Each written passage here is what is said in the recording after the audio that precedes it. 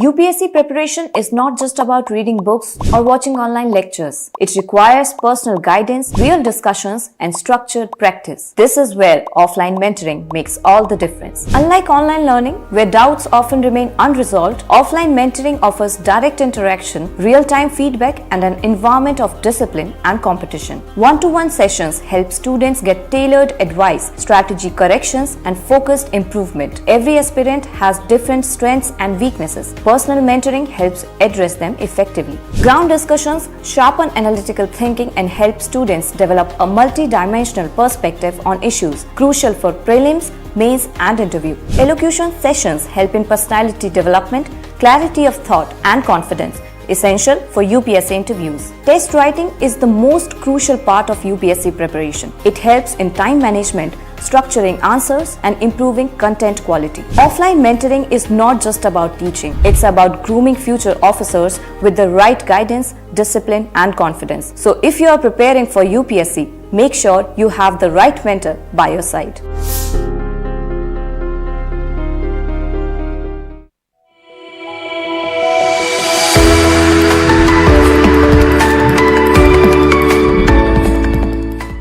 Are you still juggling newspapers, random notes, and endless PDFs trying to make sense of current affairs?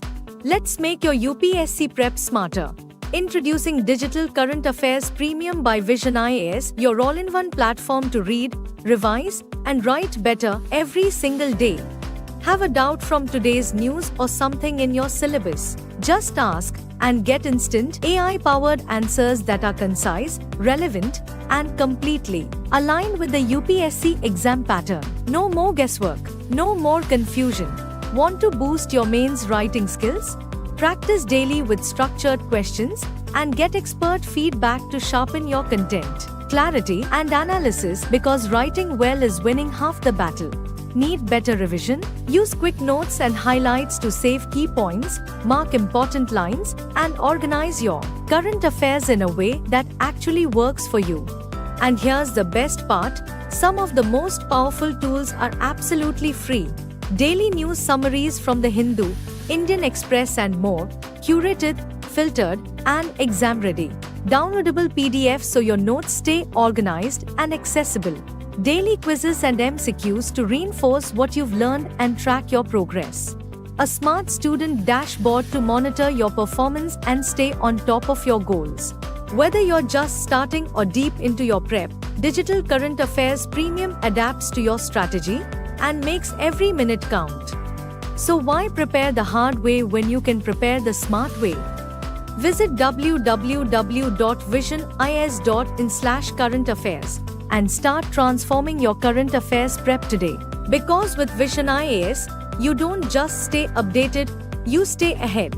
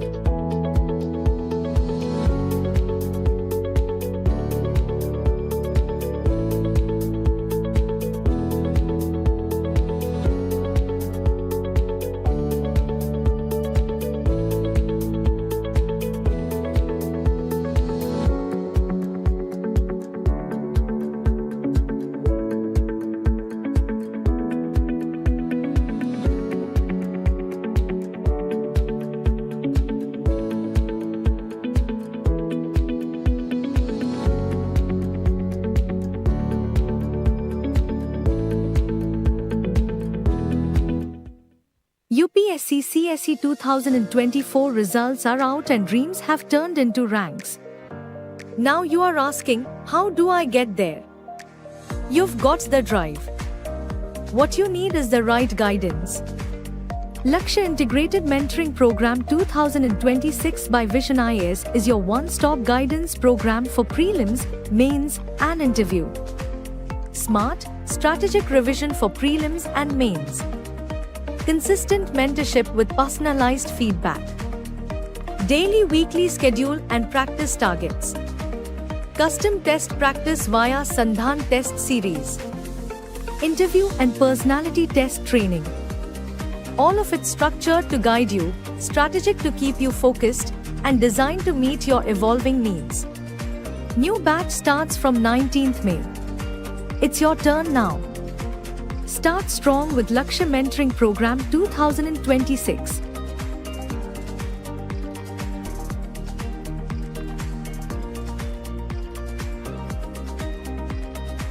What sets AIR2 and AIR3 apart in UPSC CSE 2024?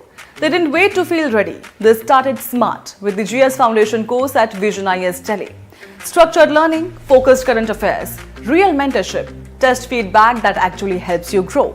This course isn't just about study hours, it's about direction, clarity, and the strategy toppers trust. Start strong.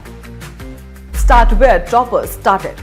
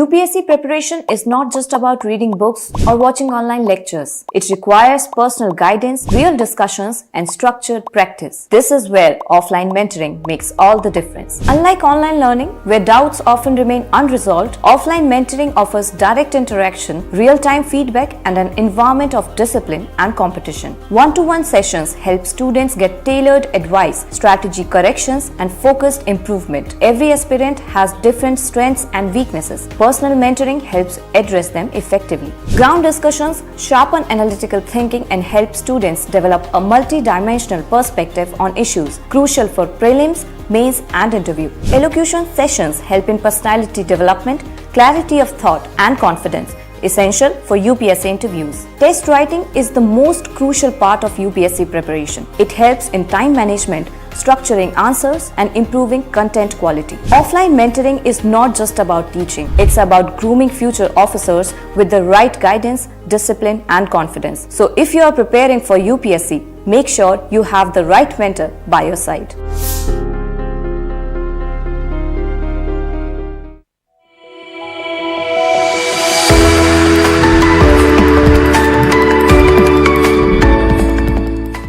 Are you still juggling newspapers, random notes, and endless PDFs trying to make sense of current affairs? Let's make your UPSC prep smarter. Introducing Digital Current Affairs Premium by Vision IAS, your all-in-one platform to read, revise, and write better every single day. Have a doubt from today's news or something in your syllabus? Just ask and get instant AI-powered answers that are concise, relevant, and completely aligned with the UPSC exam pattern. No more guesswork, no more confusion. Want to boost your mains writing skills? Practice daily with structured questions and get expert feedback to sharpen your content, clarity, and analysis, because writing well is winning half the battle. Need better revision? Use quick notes and highlights to save key points, mark important lines, and organize your current affairs in a way that actually works for you. And here's the best part, some of the most powerful tools are absolutely free. Daily news summaries from The Hindu, Indian Express, and more, curated, filtered, and exam ready. Downloadable PDFs so your notes stay organized and accessible. Daily quizzes and MCQs to reinforce what you've learned and track your progress. A smart student dashboard to monitor your performance and stay on top of your goals. Whether you're just starting or deep into your prep, Digital Current Affairs Premium adapts to your strategy and makes every minute count. So why prepare the hard way when you can prepare the smart way? Visit www.visionis.in/current-affairs and start transforming your current affairs prep today.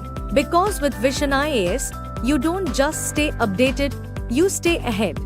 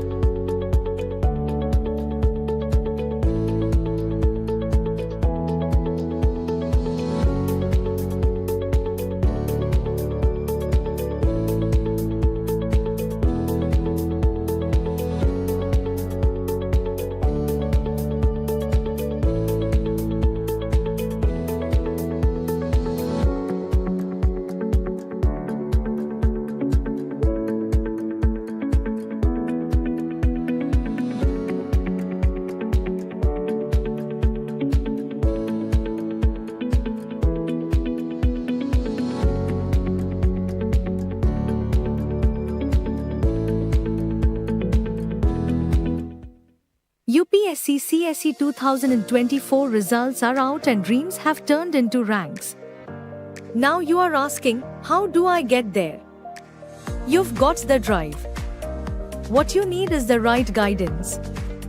Lakshya Integrated Mentoring Program 2026 by Vision IAS is your one-stop guidance program for prelims, mains, and interview. Smart, strategic revision for prelims and mains. Consistent mentorship with personalized feedback. Daily weekly schedule and practice targets. Custom test practice via Sandhan test series. interview and personality test training. All of it structured to guide you, strategic to keep you focused, and designed to meet your evolving needs. New batch starts from 19th May. It's your turn now. Start strong with Lakshya Mentoring Program 2026.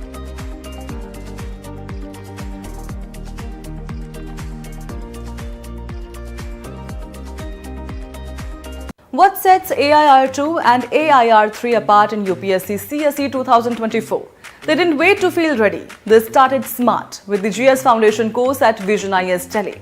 Structured learning, focused current affairs, real mentorship, test feedback that actually helps you grow. This course isn't just about study hours. It's about direction, clarity, and the strategy toppers trust. Start strong. Start where toppers started.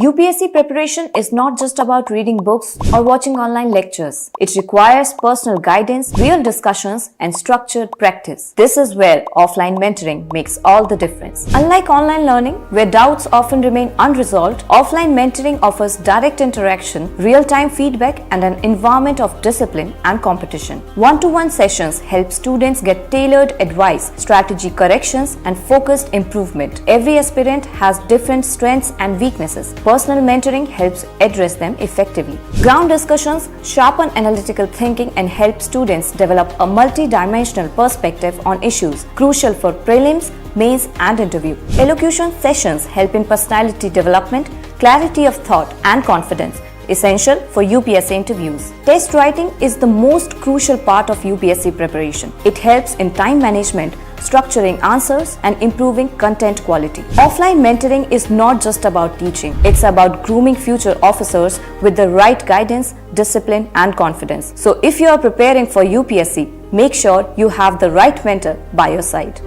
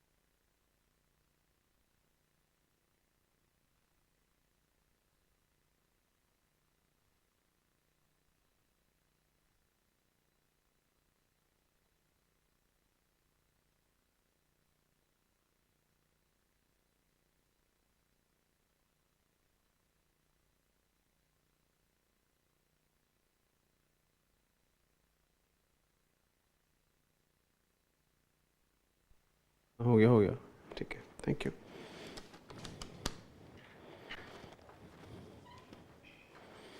hello good morning everyone I hope everybody has notebook and pen so rather than being a unidirectional class does not make sense since you are here we can do some practice answer itself right so I'm going to take science and tech session questions asked by UPSC in last 3 years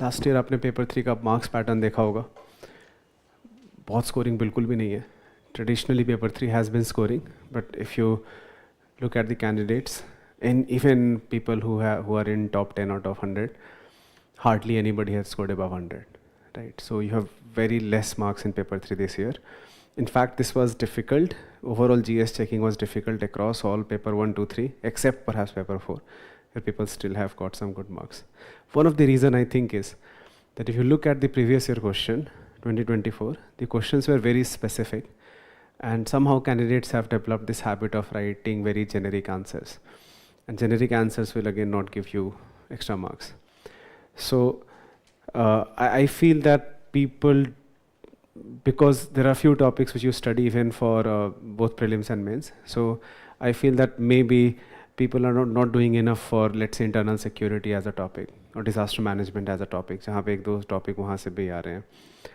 and they are not trying to understand the exact demand of the question and they're writing very general points and without even substantiation. So with help of the questions asked by UPSC in last 3 years, we are going to work upon that how we could improve our answer without spending a lot of time. So I get 9 minutes for a 15 marker question and I get 6 minutes for a 10 marker question. If I want to attempt all 20 questions, right? And that should be the goal. You should definitely attempt at least 18 and try to attempt all 20. And this also goes without saying that it will never be possible that you have maintained the same quality across all 20 questions. That is not going to happen. You write some 6, 7 really good answers, 5, 10 maybe some medium quality answer, 3, 4, not that. But okay, that's fine. But we should try to write as many answers as possible. We should not try to think about filling pages. ये बहुत ज़रूरी है जैसे science tech में अगर आपको मान लो कुछ नहीं आता है तो आपको पेज फिल करने की ज़रूरत नहीं है रैंडम जनरल पॉइंट्स जो कि क्वेश्चन से कोई रेलेवेंस नहीं है don't do that whatever you know maybe there are 3 parts of the question you know few parts and focus on those few parts and go to the next question do not do that right so then examiner will think that बिना मतलब का मेरा ज़्यादा time लग रहा है पढ़ने में कोई काम का नहीं है and that will put a bad impression and that will in fact other answers can suffer also where you have written something good and that will be ignored right so ये इन चीज़ों का हम बेसिक चीज़ों का हम ध्यान रखेंगे ठीक है people are writing good answers I see many of the answers in अभ्यास at least जो बढ़िया well attempted answer होते हैं तो बहुत ही अच्छे होते हैं what I want you all of you to do that have some sort of habit that wherever it is possible to add illustrations in your answer, to add some flowchart in the answer, right? Wherever it is possible, try to do that. If you think you have keywords in your answer, try to do that. I also do not believe that you have to only write bullet pointed answer. I do not agree to that. You can write even paragraph based answers, that's also perfectly fine, but you have to highlight the keywords. वो important है that हम keywords highlight करते रहेंगे तो clearly दिखना चाहिए that this question has a specific demand and you are highlighting the keywords of the answer. So wherever possible to write answers in bullet point do that. But if you feel that ठीक है यहाँ पे paragraph में लिखते हैं that's also fine. ठीक है? So let's practice rather than me telling you answers. Let's practice whatever we already know. I'm very sure that you have seen previous year questions. Let's practice whatever we already know. Based on that, how we could have improved the answer. Everybody has seen main syllabus. Certain keywords are mentioned. Science and technology developments and their applications, effects in everyday life. This essentially means that anything can be asked. कोई भी चीज़ जो news में that can be asked. This is very specific achievements of Indians in science and technology. So you have to know Indian scientists. Indigenization of technology. This is another very important theme. Developing technology in India for Indian requirements, जैसे defense में, energy में, material sciences में, ये बहुत ही ज़्यादा crucial है. And then certain keywords are mentioned.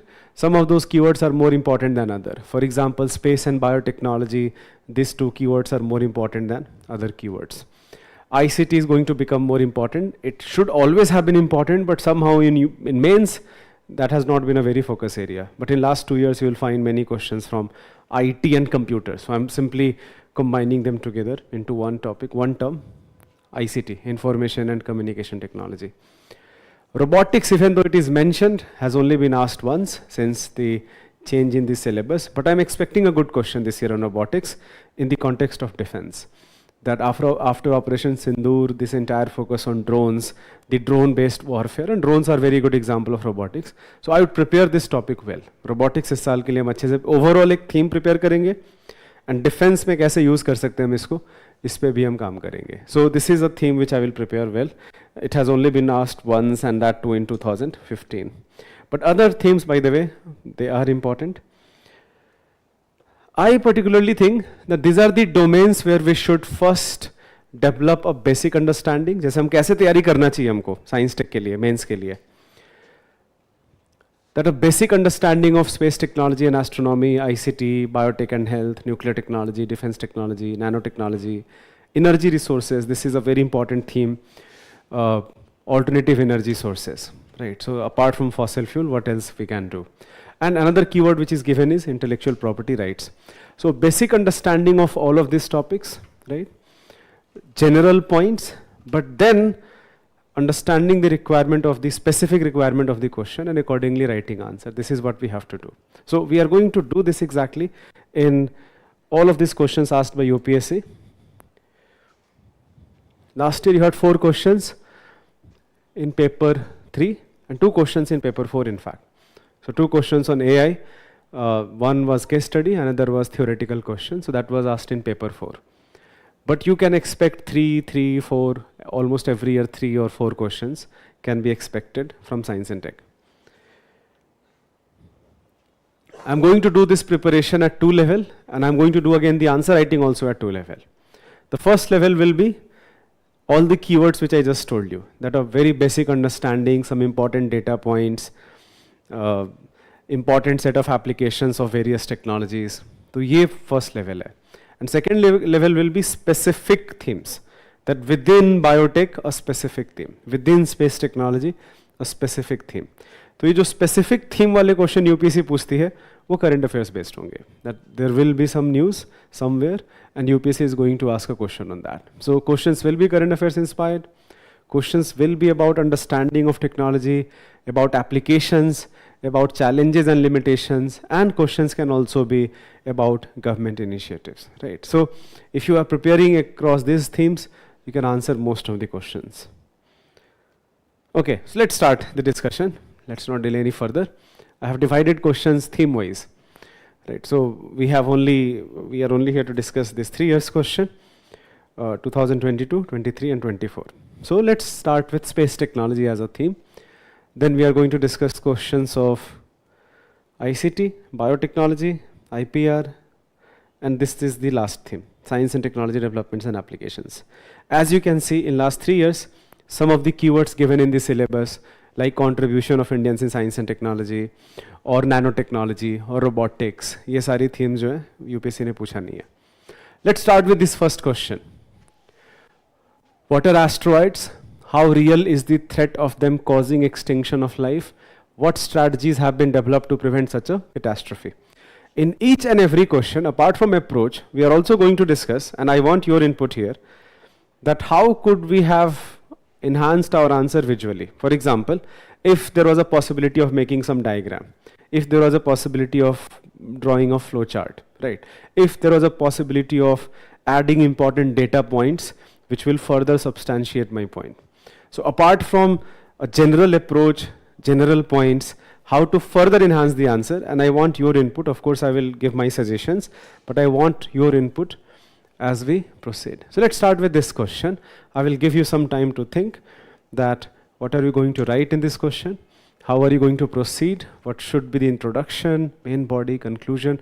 We will do that in each and every question. So I will give you some time to think over and share your inputs about this question. Think, write. Writing in itself is a exercise which enhances your knowledge. Somehow again there is another misconception that हम पढ़ेंगे फिर जाके लिखेंगे. एक बार पढ़ लेते हैं, पूरा रिविजन कर लेते हैं, फिर जाके हम लिखते हैं. No. Writing is not just an exercise. Writing is the process itself. It is a process which enhances your knowledge. Because when you write, you force your thinking. You realize that your thinking is in a haphazard manner. You have to structure it. You have to give it a proper structure. You are forced to ask certain questions when you write, and then you go and read more. So reading and writing should go hand in hand. Right. So let's start this question. I want you to bifurcate this question into important themes, and I want you to tell me that what are the major points and how we could have visually enhanced the answer, and how we could have structured, and if there is a possibility of flowchart, could we have done that?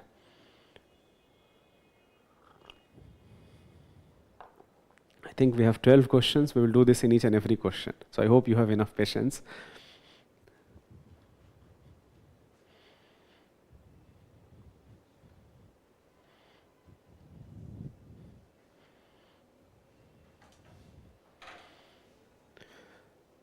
UPSC ये same question तो दोबारा पूछेगी नहीं, तो इस exercise का क्या फ़ायदा है? ये जो हम कर रहे हैं इसका क्या फ़ायदा है? Anyone who will tell me that exercise का क्या फ़ायदा है? Exercise which I am asking you to do, that think, write a detailed approach, and then we will have a discussion. What is the benefit here?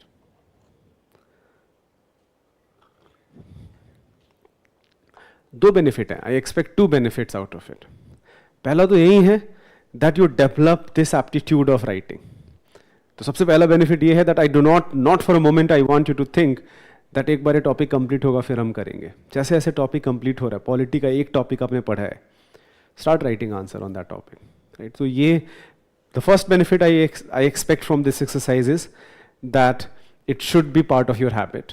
And the second, yes you are absolutely right, that how we are going to think about a question, it is going to help us in real time answer writing when we actually appear for UPSC mains examination. Okay. Anyways, what can we write here?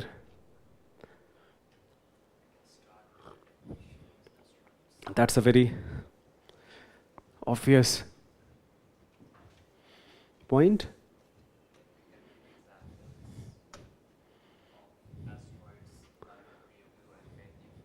Okay, that's a fantastic point. So question 1.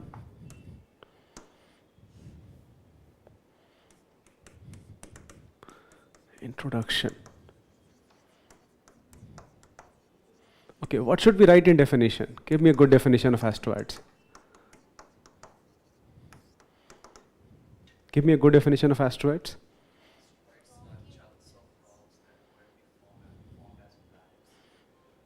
Okay, very good. So about 4.5 or 4.6 billion years ago, when solar system was in the process of formation, a lot of these objects which could not become part of the either star with its sun or the planet, they remain this irregular shaped object, not very large in size, but there are too many in the solar system, and many of them, for example, are orbiting around sun between Mars and Jupiter. But you're also going to mention that it's not limited to that. Apart from this, you also have Trojan asteroids, two group of asteroids again ahead and behind Jupiter, and you also have very small objects very close to Earth, and your example of Bennu will be fantastic there. We call such asteroid near Earth objects. So this is another important key, because question is about asteroid and their threat to extinction. So we should particularly focus upon near Earth objects. Near Earth objects का meaning यहाँ पे ये है that asteroids जिनका orbit Earth के बहुत close है. So यहाँ पे there is a very good possibility of making a diagram. You can immediately see that I have a good possibility of making a diagram. Use your drawing skills here and try to make a solar system, and particularly try to show the space between Mars and Jupiter and add many dots and show that these are asteroids. Right? So we can do that. एक तो ये हो सकता है that we can make a diagram, very quick diagram of solar system.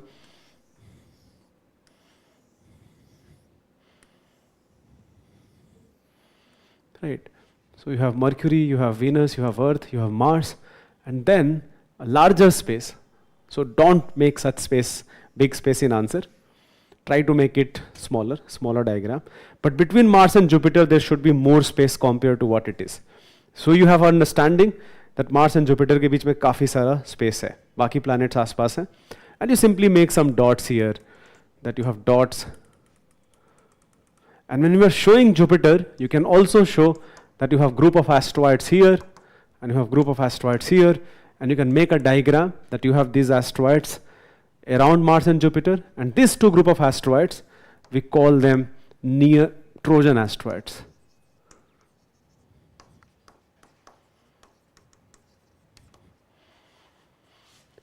And in this diagram, if you try to make near-Earth objects, this will be complicated. So if you want to make a separate diagram of near-Earth objects, we simply have to show, for example, Bennu, that you have Sun, and you have Earth.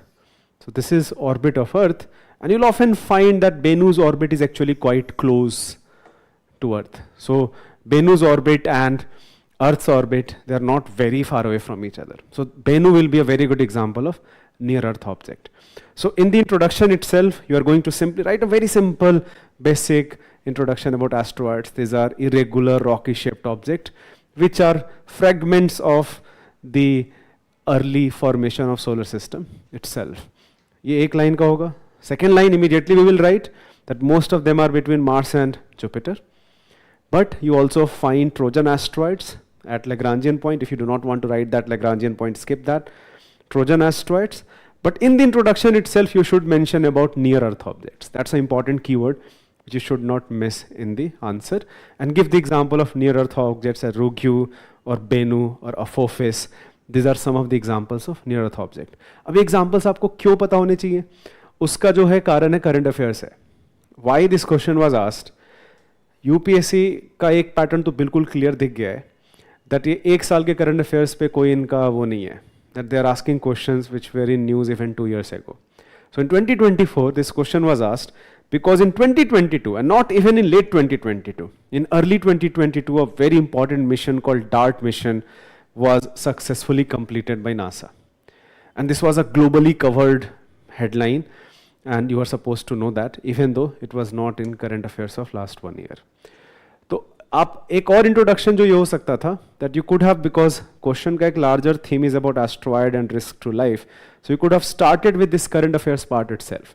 That examiner will immediately know that you are reading newspaper, you know the context in which this question is being asked. So this is another way to introduce a question, that if a theme has a current affairs basis, and you know that current affairs, then just mention that. So you immediately contextualize the theme in which this question has been asked. So I could have used another introduction in this question, where I would have talked about DART mission, and then I will introduce asteroids, then I will jump to what are asteroids, and what strategies, what is the risk of extinction of life and all of that. Okay. So two possible introduction, asteroids, drawing a diagram, mentioning their location, or DART mission, and then contextualizing the theme, and then jumping to the main content of the answer. Okay. Second part of the question is,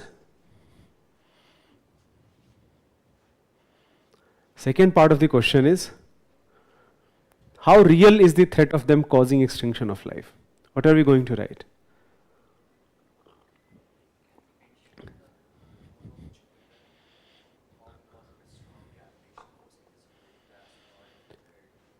You can write that in this part, that many asteroids, they do not come near Earth because of Jupiter. That will be a fantastic point.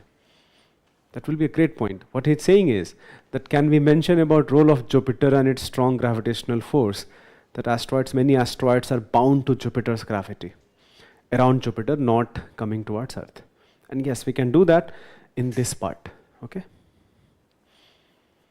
I want more inputs here. But that is not the main theme. The question is asking how real is the threat of them causing extinction of life.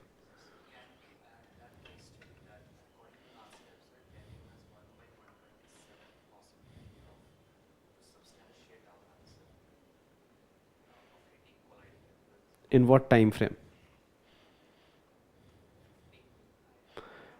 Okay, so ये बहुत important है again कि time frame हम लिखेंगे. You are right. In fact, more threatening than Bennu is this another asteroid called Apophis. But I want more people input first. Then I'm going to give the answer. That this part, how real is the threat of them causing extinction of life? Yes.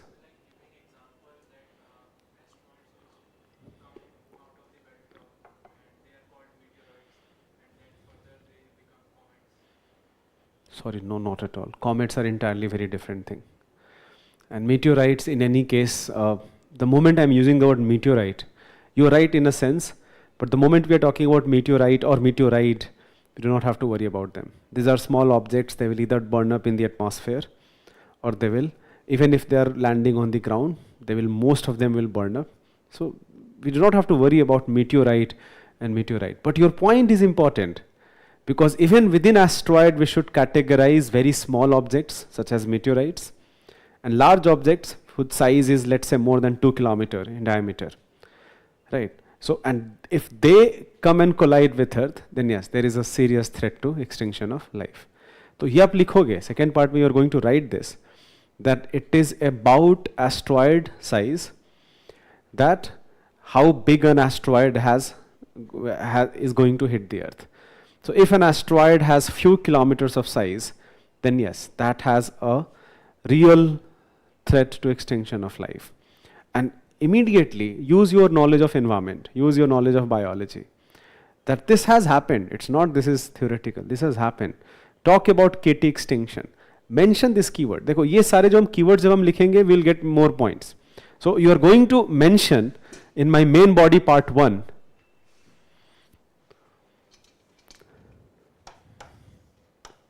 So my main body part 1 is, we are going to do threat assessment. That can be your main heading, by the way. Don't write this, don't write main body, but you can give this heading, threat assessment of asteroids. And you immediately mention that for very small asteroids, for example meteorites, you do not have to worry about it. They will burn up in the atmosphere. They are very small. Atmospheric friction will let them burn up. Even if they fall on somewhere in the ground, it's fine. We have to worry about if an asteroid has few kilometers of diameter. And if that asteroid hits the planet Earth, then yes, that can cause extinction of life. And immediately mention this example. And the example will be KT extinction. 66 million years ago.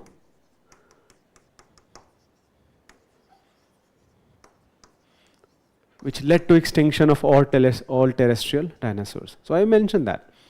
I will mention that this is not theoretical, this is practical. And immediately we mention, my second point will be that NASA has been tracking many asteroids. And as far as we know, in next few hundred years, you have very almost negligible threat of a large asteroid coming towards planet Earth. But if I expand my time horizon, if it is not few hundred, but few thousand, so we cannot even do our, kitne bhi hamare powerful computers ho, that we do all of this on computer simulations, that we have supercomputers. These supercomputers have data about all of the objects which are in this universe, in the solar system. And based on the nature of gravitational force, they are trying to extrapolate that where these objects are going to move. So we do a lot of this computer simulations. So if we do these computer simulations for few thousand years, then the probability of an asteroid hitting towards Earth, it will keep on increasing, right? Few million years, it will keep on increasing. So even though in the near future, the probability is almost negligible as far as we know, but this probability will increase if we increase our time horizon. So बहुत ही limited words में हम ये खत्म करेंगे, because जो third part है वहाँ पे पूरा एक strategy बताना है आपको and what steps have been taken. तो ये second part में we are not going to take a lot of time here. We will talk about that large asteroids of few kilometers can cause extinction of life. We will mention that this already has happened, and I am going to talk about this extinction event 66 million years ago, which led to extinction of dinosaurs. And however, immediately we can mention that NASA has been tracking, and we have not, as far as we know in next few hundred years, we do not have a real threat of an asteroid or any near Earth objects. But this probability can never be like rejected, that it's never going to be possible. Okay, so this is my second part of the question.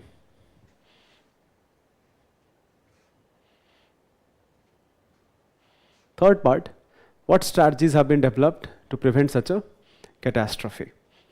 यहाँ पे हम क्या लिखेंगे? Sorry? Okay, DART mission will be one example. तो सबसे पहला तो strategy यही है, वो tracking है. Forget about the grand missions. पहला तो strategy यही होगा ना कि हम track कर रहे हैं. This is a very boring thing, but we have very powerful telescopes. You will mention that there is a planetary defense system. There is a many organizations have come together, and NASA is of course the most important organization here, but NASA or ESA, there is an international asteroid warning network system. If you know about it, then mention it.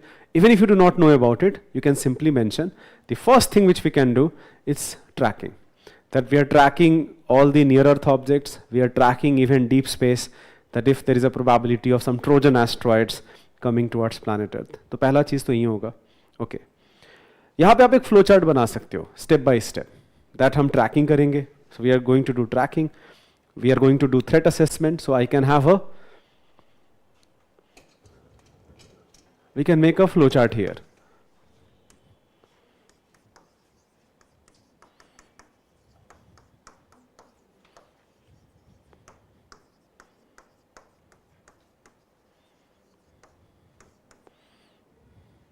And if your threat assessment is high, जैसे अगर आपको flow chart को और better करना हो, that if low, nothing, if high, then, but इतना करने की ज़रूरत नहीं है, पूरा हमको algorithm नहीं बनाना है यहाँ पे. You simply talk about action. What are the possible actions?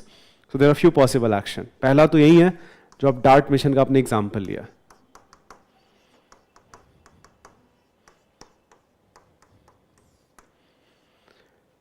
हमेशा हमारा गोल ये होगा that if we can push it aside, an asteroid is coming with very high speed, and we want to, and there is a very high probability that there is going to be a direct hit on planet Earth. So we want to push it aside, right? So to push it aside, when this asteroid is very far away, we have to launch something, and we have to hit it with very high speed so that its orbit can be deflected.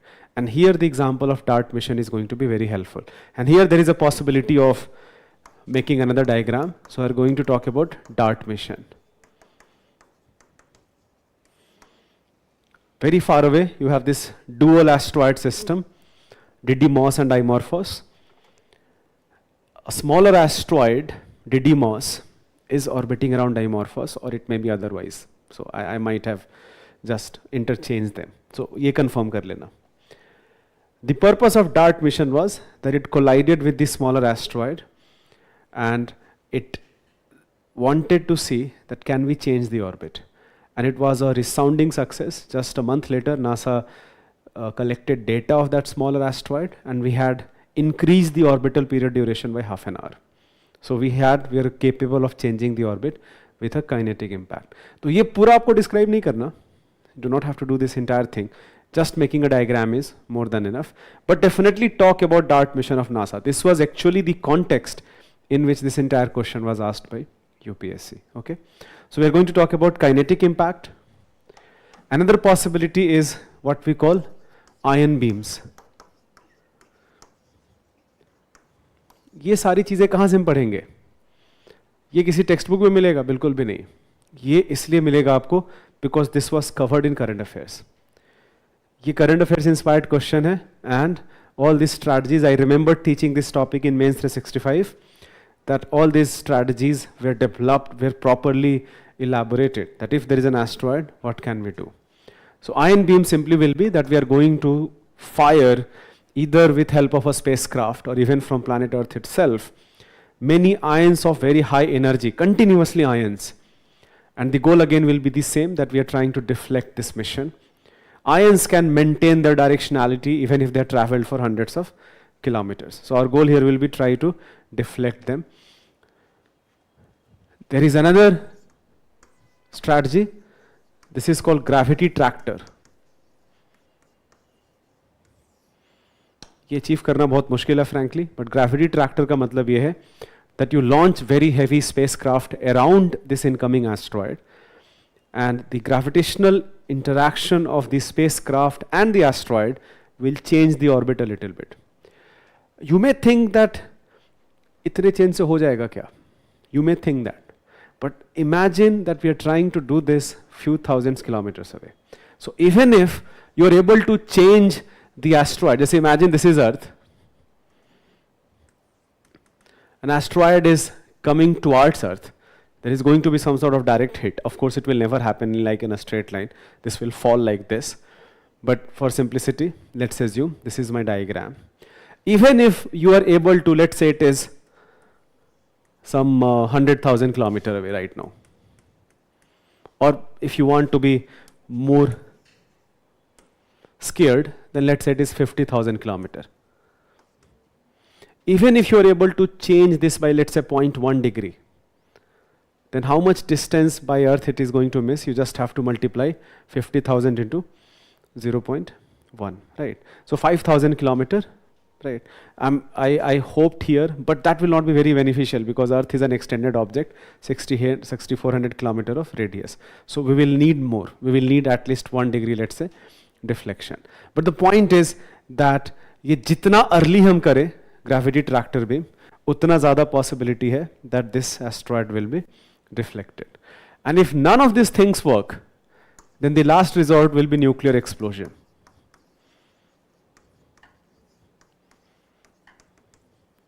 That none of these things worked, we are going to launch a missile, we are going to detonate that missile around that asteroid so that this asteroid can be divided into small fragments. And yes, many of those fragments will come back to Earth, but the extinction, or it will not be extinction, it still will be catastrophic loss, but it will not be an extinction. So this is going to be the last resort if none of those things are going to work. So this is how we are going to conclude. Finally, because ये कोई opinion based question तो है नहीं, तो यहाँ पे एक generic futuristic conclusion लिखना पड़ेगा आपको, that even though this threat is very low, we have always to be alert. Another current affairs which I know, that ISRO's chairman, the previous chairman, Dr. Somnath, had just made a statement few months ago that ISRO wants to be part of the planetary defense system. If you knew that context, you could have written that in the conclusion, that even ISRO is planning to be part of planetary defense system. So that is how you can conclude, or you could have again started this with the introduction, that ISRO recently announced that we are planning to be part of planetary defense system. So wherever possible, try to contextualize the theme of the question with help of current affairs. That is going to fetch you extra marks. This is not at all an easy question. कहीं से भी easy question नहीं है. How to fetch extra marks? Try to make some diagrams.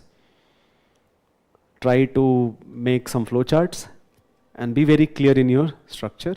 And here and there, you do not even have to add too many facts. Just I gave you just few facts. I talked about DART mission.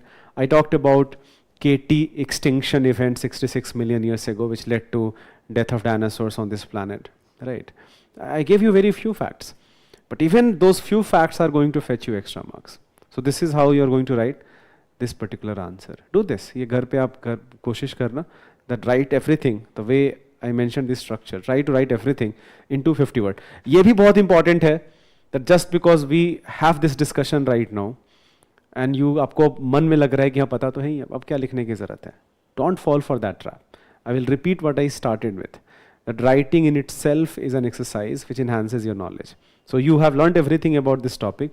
I still would go at home and try to write this answer in 250 words. Okay. Another question from. This is a very like possible theme. ये बहुत ही expected सा question. Yes, go ahead. Yeah.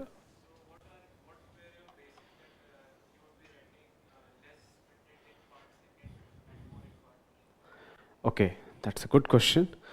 It's about the how much knowledge I have about the topic itself. Like how much knowledge is, or okay, let me paraphrase that. how much information is required to describe the first and second and third part. जैसे बहुत सारे questions ऐसे होंगे कि 2 part या 3 part सब equivalent होंगे, that I am giving equal weightage to all of that. But in this question, what are asteroids? How real is the threat of them causing extinction of life? What strategies have been developed to prevent such a catastrophe? So why I came to a conclusion that I gave more weightage to part 3? Because I need more information to describe part 3. I need less information to describe part 2.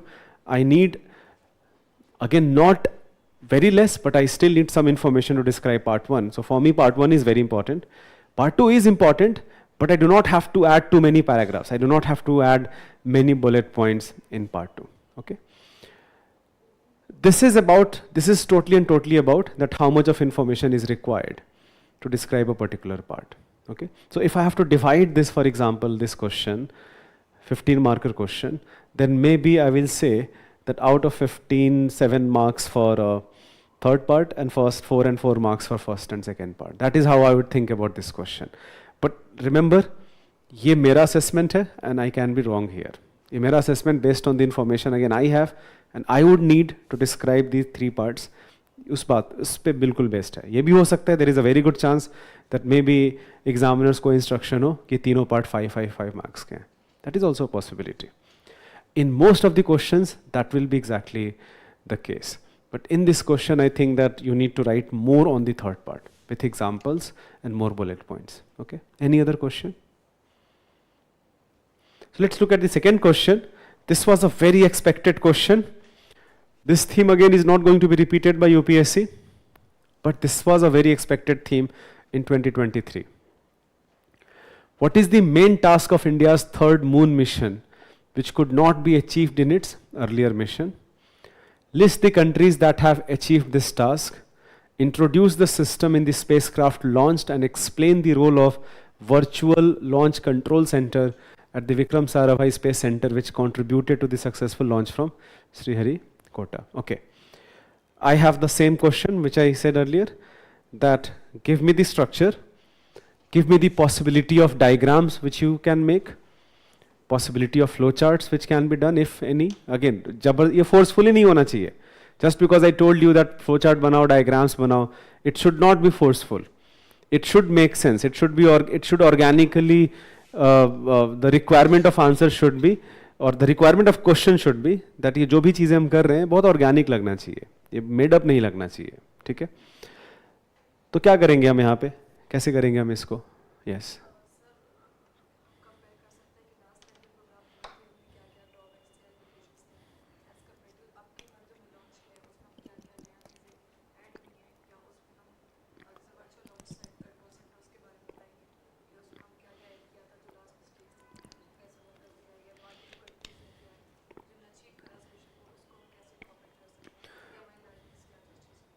ठीक है, good. That's a good point. Specific inputs, diagrams which can be made. Can you think of some possible diagrams which can be made here? Sorry? Virtual Launch Control Center का diagram तो नहीं बना सकते हम, but हाँ process का हम flowchart बना सकते हैं. Flowchart process का बना सकते हैं.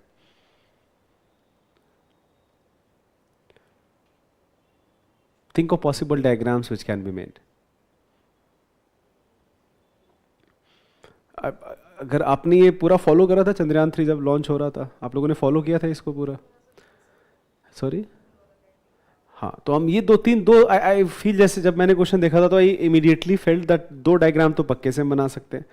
पहला जो डायग्राम होगा that will be this entire orbital transfer which happened. This was a very famous picture, every newspaper covered it, that we with help of LVM-3 rocket we launched this in earthbound orbit, we kept raising the orbit, then we gave an insertion to moon.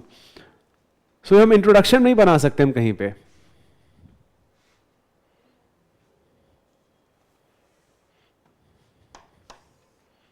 So the 2 possible diagrams which can be made, you have Earth and you have Moon. So we initially launched this into an earthbound orbit, but we kept raising this orbit. We kept raising this orbit and then somewhere, and we kept again coming back. We kept coming back to Moon. So something like this, a diagram can be made that this orbital transfer which happened, this happened in 5 stages in fact. So I need to make 2 more here. And then 5th stage was the orbital transfer. And the another diagram which you can make is of the landing point of the moon itself, that this is moon, and if this is equator, then you will find that most of the other missions, they were launched in this zone. But Chandrayaan 3 landing point was this, 70 degree south, very near to South Pole. So I can mention this, that most of early landings, and this was Chandrayaan 3 landing.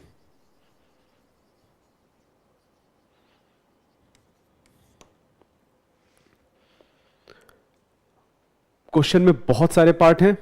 We will not spend lot of words in the introduction. In one line, I will simply introduce Chandrayaan 3. I will mention that ISRO became the first agency to successfully land near South Pole for the first time in the world. Nobody has done it before. That is, जो South Pole landing है, this happened for the first time. ये एक line में जो सबसे एक important part था question का, हमने उसको contextualize किया, and we are going to the main part of the main theme of the question. बहुत बार क्वेश्चन में क्या होगा कि क्वेश्चन में एक कॉन्टेक्स्ट दे रखा होगा, उस कॉन्टेक्स्ट को आप सब्सटैंशिएट करोगे इन द इंट्रोडक्शन, या कुछ कीवर्ड्स होंगे, उस कीवर्ड्स को आप डिफाइन करोगे. यहाँ पे कुछ भी नहीं करना.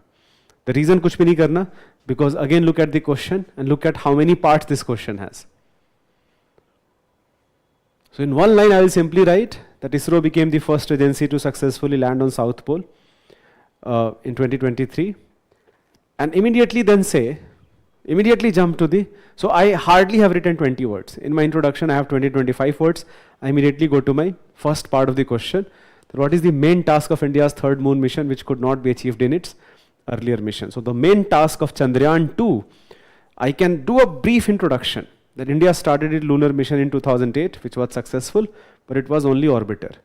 Chandrayaan 2 was a lander and rover mission also. That in Chandrayaan 2 we had an orbiter, but we also had a lander and rover. But lander and rover could not successfully soft land, and they crashed. Orbiter is still active, but lander and rover are not.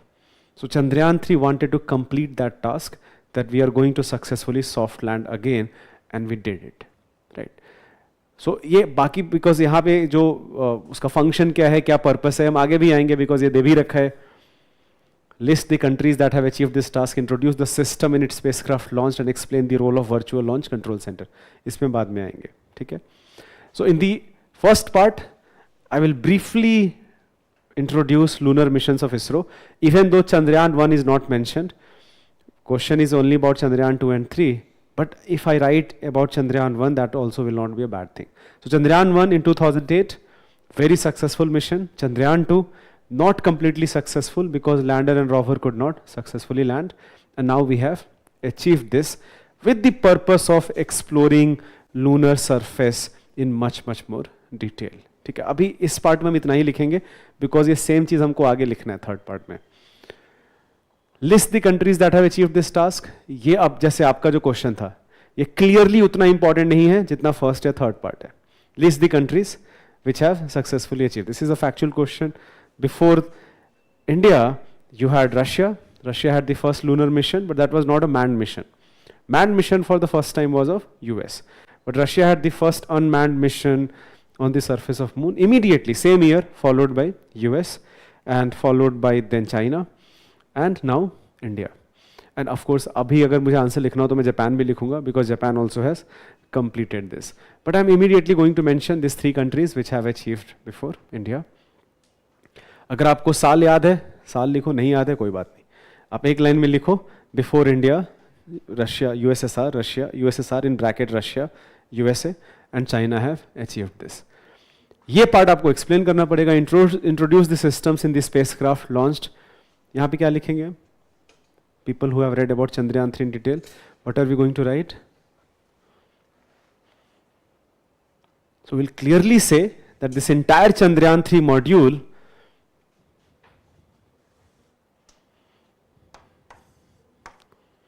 we will clearly say components. I will give this heading.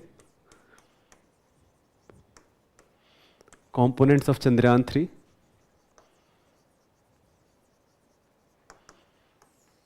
तो पहला तो है propulsion module.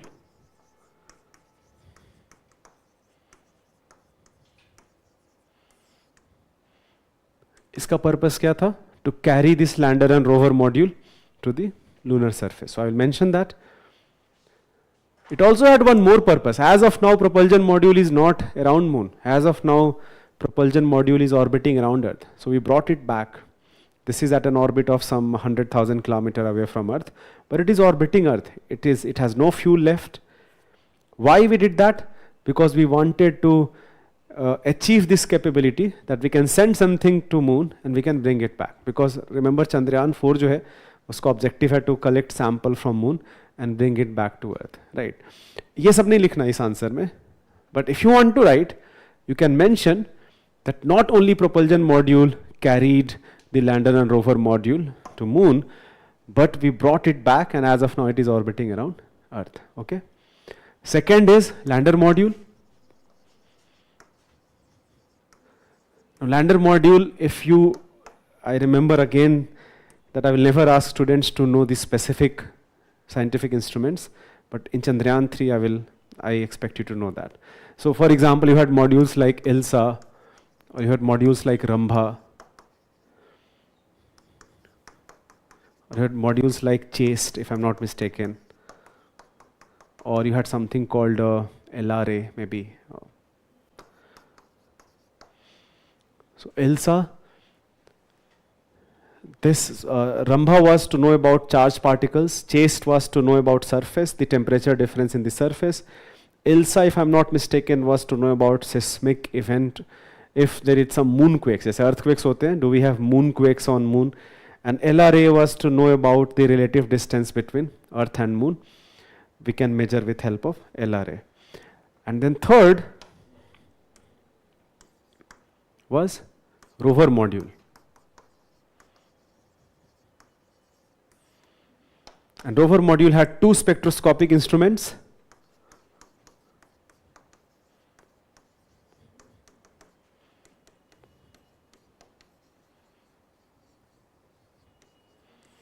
As it roamed on the surface, it collected sample of the lunar soil and it did analysis that what it is made of, what are the constituents of that sample.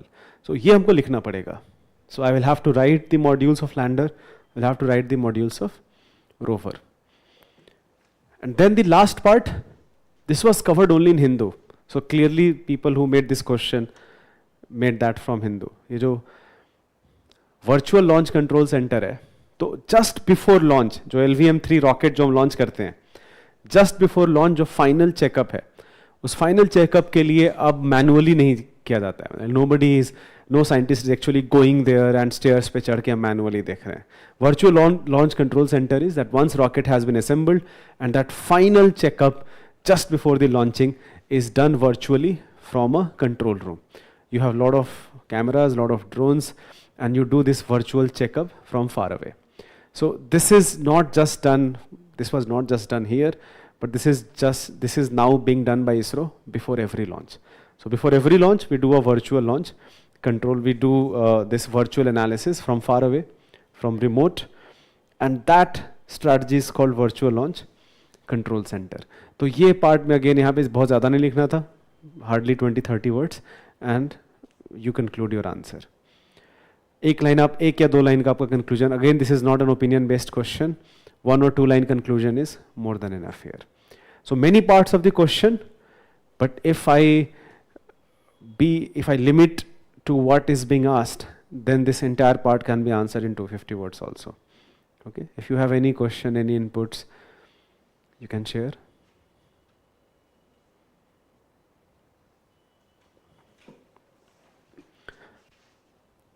Another question, again 15 marks. ये सारे question 15 marks के. Another question 15 marks. Another very expected theme. Launched on 25th December 2021, James Webb Space Telescope has been much in the news since then. What are its unique features which make it superior to its predecessor space telescope? What are the key goals of this mission? What potential benefit does it hold for the human race? 3 parts of the question. Think about this. First part चलो ठीक है, आपको अगर JWST का technical feature नहीं पता, forget that. I hope you guys know the second and third part. What are the goals of the key goals of this mission? क्या लिख सकते हैं हम इसमें? फर्स्ट पार्ट में anyways people who do know, what can we write in the first part? Okay, even before that, what can be a good introduction here?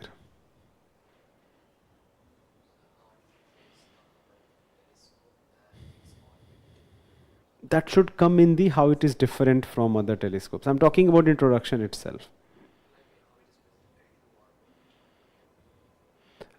If I write that in the introduction, then I will have to, that will be a same चीज़ हमको बाद में लिखना ही है. जहाँ पे differences है ना, what are its unique features which make it superior, तो वहाँ पे जो L2 point है आपको लिखना ही पड़ेगा.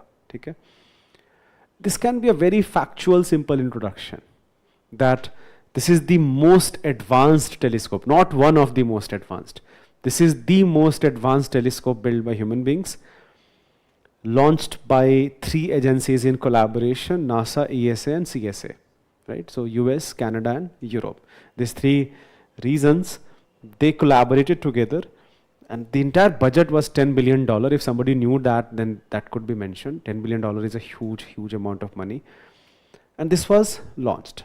Huge and huge study. With this possibility, you are right, हम mention कर सकते हैं that as a often termed as successor of Hubble telescope, the previous powerful telescope launched by NASA. ये हम introduction में 2 या 3 लाइन का हम introduction लिखेंगे. Okay. Immediately I will say that what are the unique features. I will simply say unique features of JWST. I will give this heading. I should not use James Webb Space Telescope every time I am mentioning it. एक बार हम लिखेंगे पूरा, bracket में लिखेंगे JWST and rest of the places I will mention JWST. In fact, use this as a practice in your answer writing. That if there is a big, some proper noun, then simply use the shortcut, and then once you do that, and after that simply use it again and again. So what can we write in this part?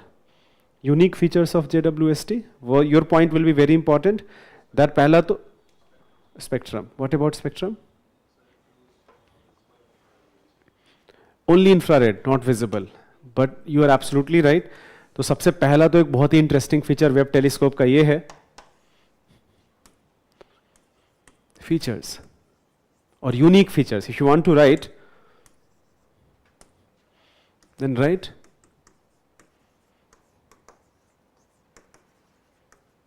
unique features. तो पहला तो यही है, that is infrared spectrum. It is not collecting light in visible or ultraviolet or other frequencies of light. It is collecting infrared light which is coming from distant sources and galaxies. But अगर आप ये खाली ये लिख के छोड़ दोगे तो उतना बात नहीं बनेगा. ये तो बोले इंफ्रारेड कर रहा है, बट इंफ्रारेड का एक लाइन में फायदा आपको बताना पड़ेगा. And just one line, at just one line, that infrared can cross through stellar dust and gas, while visible light will be scattered often unless it is very bright enough, while visible light will not be able to cross. So imagine a distant star or galaxy or some exoplanet, light coming from that celestial body, and in between you have huge chunk of dust and gas. Then visible light often will be scattered, will be absorbed, but infrared can pass through that. Right? तो सबसे पहला तो benefit हम ये लिखेंगे that infrared can pass through stellar dust and gas. So that will be a very important point. Hubble was observing in visible light, but this is observing in infrared light. Okay. Second, your point is very important. Where it is located. I will definitely add about location. And without describing a lot, I simply can write, I simply can make a diagram. So a simple diagram will be that this is Earth. Hubble is orbiting in some 550 kilometer, if I'm not mistaken. This is Hubble. Let's say this is 550 kilometer. And this is 1.5 million kilometer. जो Webb telescope है, this is JWST. 1.5 million kilometer, and mention that this is Lagrangian point 2.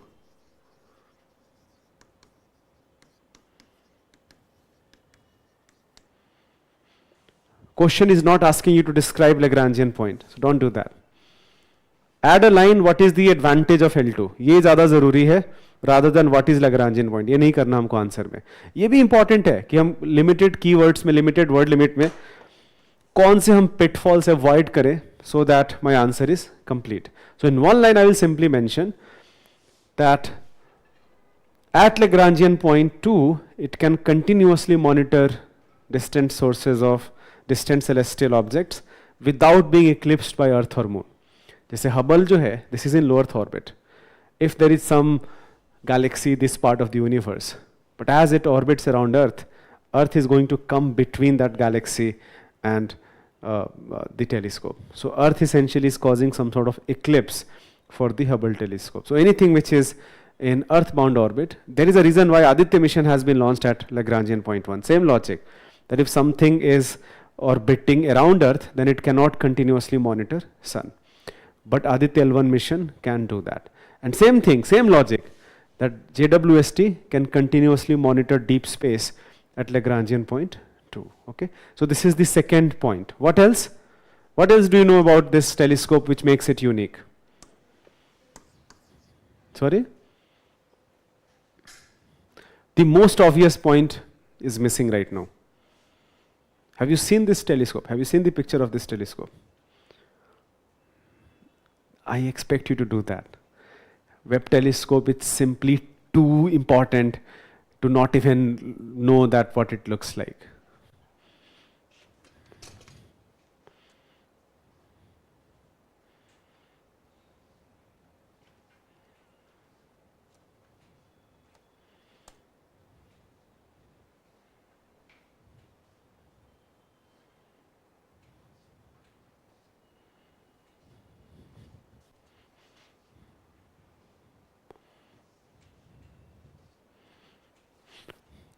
This is Webb telescope. I don't know if you guys have seen this picture. This is Webb telescope. The important point is that Webb telescope का जो mirror है, इस पूरे mirror का अगर आप area देखोगे, this will be, I think, 6 or 7 times larger than Hubble telescope. So in fact, I can do this comparison here itself. Hubble area.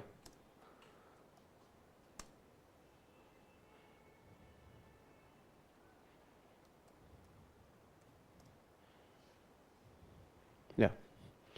This is a comparison. This is Hubble's primary mirror and this is primary mirror of Webb telescope. Larger the mirror, the more amount of light I can gather. So my images will be of much better resolution if I am gathering this light from much larger mirror. So ये सबसे जो एक obvious point है, that it is a giant, huge telescope. In fact, this telescope was so huge that it had to be launched while being folded. All of these primary mirrors which you see, I think there are 18 of them. All of these mirrors were folded first, then placed inside the rocket. And once the rocket launched this, and then they were unfolded in the space itself. So the unfolding of mirror happened in the space. This is such a huge telescope. So ये हम लिखेंगे that size जो है, and more size means also high. I always will mention that what is the benefit of having a bigger size mirror here. And the last point, which is again unique, जो कि किसी भी telescope में नहीं है,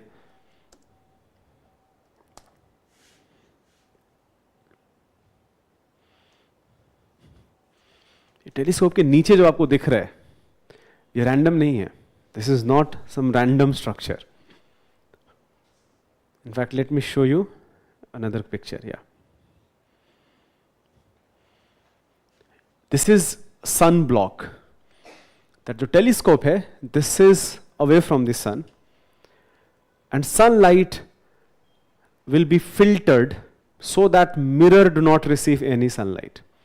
We do not want any type of interference by any other information except the light from distant sources in the universe itself. If I have to be more technical to explain this point, then when objects heat up, they radiate infrared. Every object radiates infrared when they heat up. At very high temperature, they also start radiating visible light. For example, sun is very hot, it radiates even visible light or even ultraviolet light for that matter.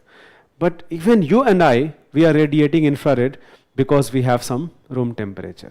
Now, infrared is invisible to our eyes, we cannot see infrared, but this telescope is designed to gather infrared.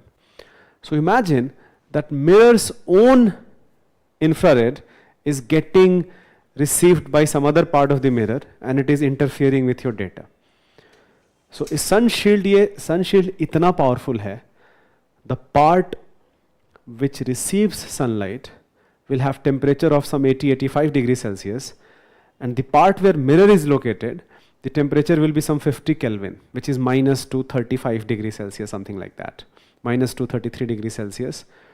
इतना cold होगा, and इतने cold पे जो mirror का infrared होगा, वो negligible होगा. So I do not want mirror's own infrared to interfere with my data. तो ये किसी भी telescope में नहीं है. This was deliberate design.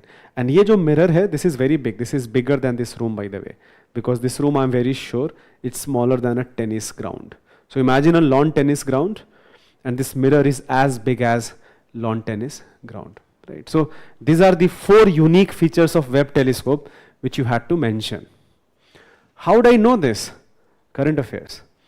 This was a very expected theme in 2022 examination, because this is marvelous. This is one of the most amazing examples of engineering, that what people were able to achieve.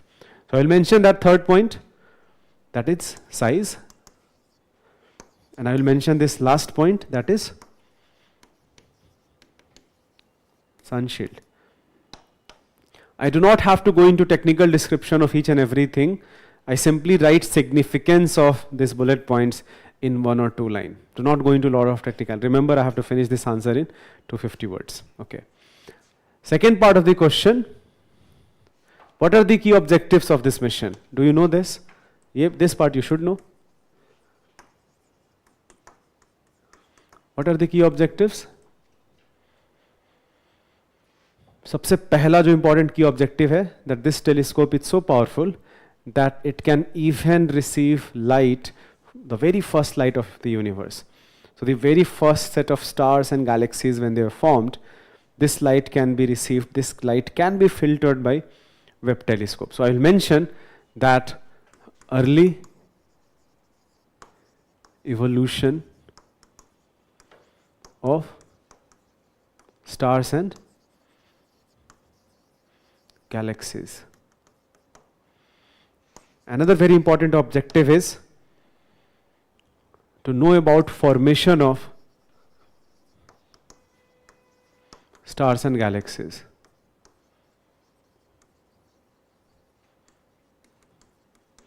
What we call proto-galaxies or proto-stars. Somewhere in this universe, some galaxies getting formed or some stars are getting formed. We want to know that.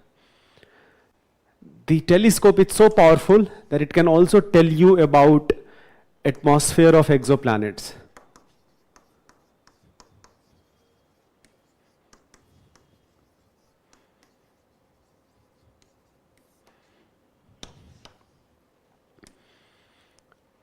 So light, when you analyze light, you can determine about presence of atoms and molecules, which is called spectroscopy, a word I used earlier.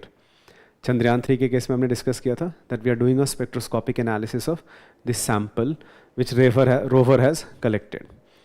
Here also we are doing a spectroscopic analysis of light coming from some faraway planet, some exoplanet. To give you some context, recently, just recently, in fact last week or 2 weeks ago, a planet called K222b or K218b, confirm that. An exoplanet which is some 150 light years away from planet Earth. We already know that in this planet's atmosphere you have CO2, CH4, H2O. You have carbon dioxide, you have methane, and you have water. And now scientists think that there is a very high possibility that it also has dimethyl sulfide. Now why dimethyl sulfide? Because on planet Earth, dimethyl sulfide का जो सबसे बड़ा biological source है, वो phytoplanktons हैं. Phytoplanktons are microscopic organisms which are found in ocean. That does not mean that dimethyl sulfide is only released by biological organisms. There are some other sources of dimethyl sulfide. But the fact that we already know that on this planet you have water, you have CO2, you have CH4, and now dimethyl sulfide, that is a huge, huge indication there might be some life there, right? Although in science we have to be very careful, because if you want this data to be dimethyl sulfide, then you can suffer from that conformation bias, right? So right now this has not been announced with complete certainty that we have actually found dimethyl sulfide. There is an element of uncertainty there, okay? So anyways, we have to mention that the telescope is so powerful that it can also tell you about the atmosphere of exoplanets, okay? And finally, the last part, that how it is going to benefit the humanity. This is the time for you to shine as a UPSC aspirant. That telescope which is supposed to know about early stars from distant, early light from distant stars and galaxies and exoplanets, how is it going to help humanity? What can we write?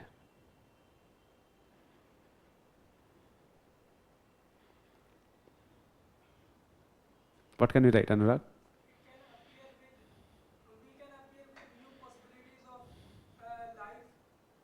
Okay. Okay.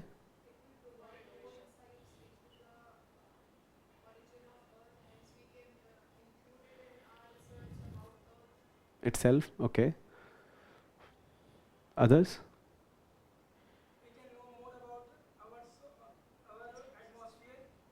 and other planetary conditions. Okay perfect. देखो बहुत एक जो ऐसे question इस type का जब भी आए, ये बहुत ही कोर साइंटिफिक रिसर्च का बेनिफिट पूछे कि ह्यूमैनिटी को कैसे बेनिफिट करता है, तो अब हमेशा हमारा लाइन ऑफ आर्गुमेंटेशन सेम होगा. It is about knowledge. It is about knowledge economy, that when you enhance your knowledge, that translates to benefits immediately or even in future. Right? So, what you know right now, you will think that, ठीक है, इसका जैसे for example, I will give you an example. In 20th century, when people were trying to know what is inside atoms, then people said that why are we doing that? What are the benefits of that? And none of the technologies which we use in our day-to-day life, including this laptop or this TV here or anything, mobile phones, and many healthcare devices would have been possible if we had not known about the functioning of atoms and molecules and nuclei. So it is about knowledge enhancement. Knowledge enhancement definitely benefits humanity. एक तो हम ये लिखेंगे that even knowing about the origin of life, possibility of origin of universe, right? Another thing, एक अगर थोड़ा सा philosophical बनना हो तो आप philosophical भी बन सकते हो यहाँ पे. That इसको लेकिन I don't know if GS mains answer will allow you to be that, but because इसको इलाबोरेट करना पड़ेगा आपको. That if there is a meaning of life as far as we know, it exist on planet earth.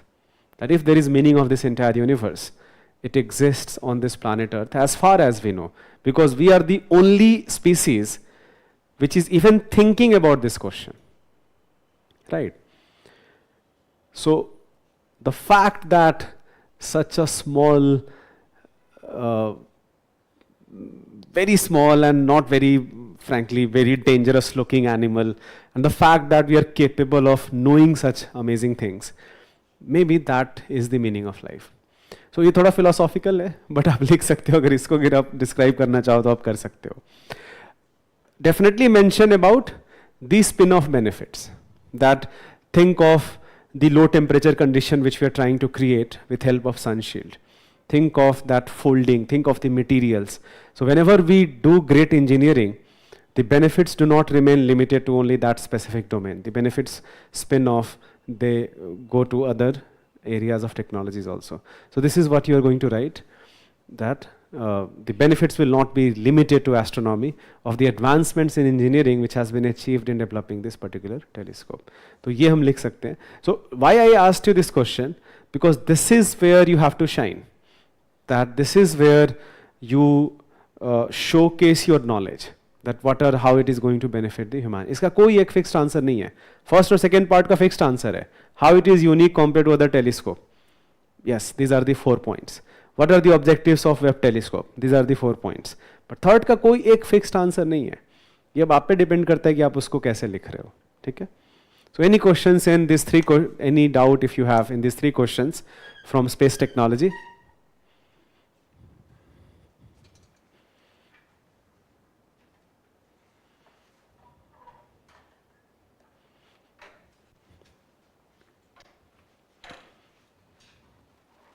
Okay, so let's look at the next set of questions. This is ICT, completely inspired from current affairs. What is the technology being employed for electronic toll collection on highways? What are its advantages and limitations? What are the proposed changes that will make this process seamless? Would this transition carry any potential hazard? ये 10 number का question है, तो यहाँ पे कोई figure, कोई diagram, कोई flow chart नहीं, डायरेक्टली जो पूछा गया है सिर्फ आप you will jump with that how we are using it. यहाँ पे कोई हमको बैकग्राउंड देने की जरूरत नहीं है. You have to complete this entire thing in 150 words. This is also a skill which you need to develop, that how to answer this entire question in 150 word. You do not have to elaborate anything. For example, I will directly jump into that जो हमारा National Electronic Toll Collection System है, a centralized portal developed by NHAI, National Highway Authority of India. Right now it is using RFID technology, radio frequency identification technology, where every vehicle has a FASTag. At the toll, we have a FASTag reader, and the money automatically becomes deducted. Immediately, I will start my answer with this one line. What are its advantages and limitations? What are the advantages compared to previous toll collection, which led to huge congestion? Now that congestion has reduced a lot. Okay. First, what are the advantages? Seamless transaction, right? Third, as the congestion reduces, your petrol consumption reduces. Think about that. All of those vehicles are right now, they're running, so they're burning petrol, right? So you'll talk about that how it helps in fact reducing your carbon footprint. Your fuel consumption becomes better. What are the limitations? A lot of limitations are there. Think of limitations of RFID technology. Sometimes it doesn't work. सबसे पहला limitation तो यही है that lot of times the FASTag can have some error, that the reader is not able to read the FASTag. There are some errors. आपने wallet सही time पे recharge नहीं किया तो इमीडिएटली रिचार्ज आपको होगा भी नहीं, आधे घंटे वेट करना पड़ेगा, राइट? तो फिर ये सारे लिमिटेशंस हैं. और ऑफ कोर्स ये लिमिटेशन एक तो है ही that congestion has reduced, has not gone away. So we will start this that yes congestion has reduced. Explain that. How much money the reader is deducting? It's not displayed on the boards which we see. No, but that can always be confirmed. I would not think of that as a point. Even if how much money is being deducted is not seen there, you can always go and check your balance that how much money has been deducted. Yeah. It's only limited to the payer, but not to the common public.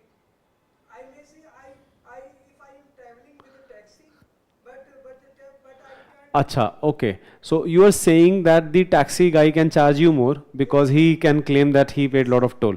That also does not happen if you are using any app-based booking, because app-based booking have a really good infrastructure.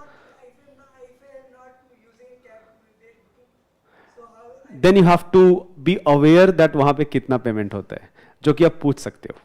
अगर आपको एक doubt है, transparency है इसमें, ये वाला point I will not agree कि यहाँ पे ट्रांसपेरेंसी नहीं है. अगर आपको जस्ट जैसे ऐप बेस्ड बुकिंग नहीं है, ऐप पे तो बिकॉज हर ऐप पे आजकल पूरा पोर्टल है, किस टोल पे कितना पे करना है वो आपके बिल में आ जाएगा.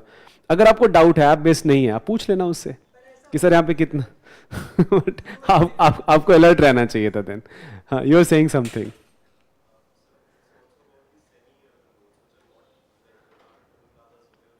Okay, perfect.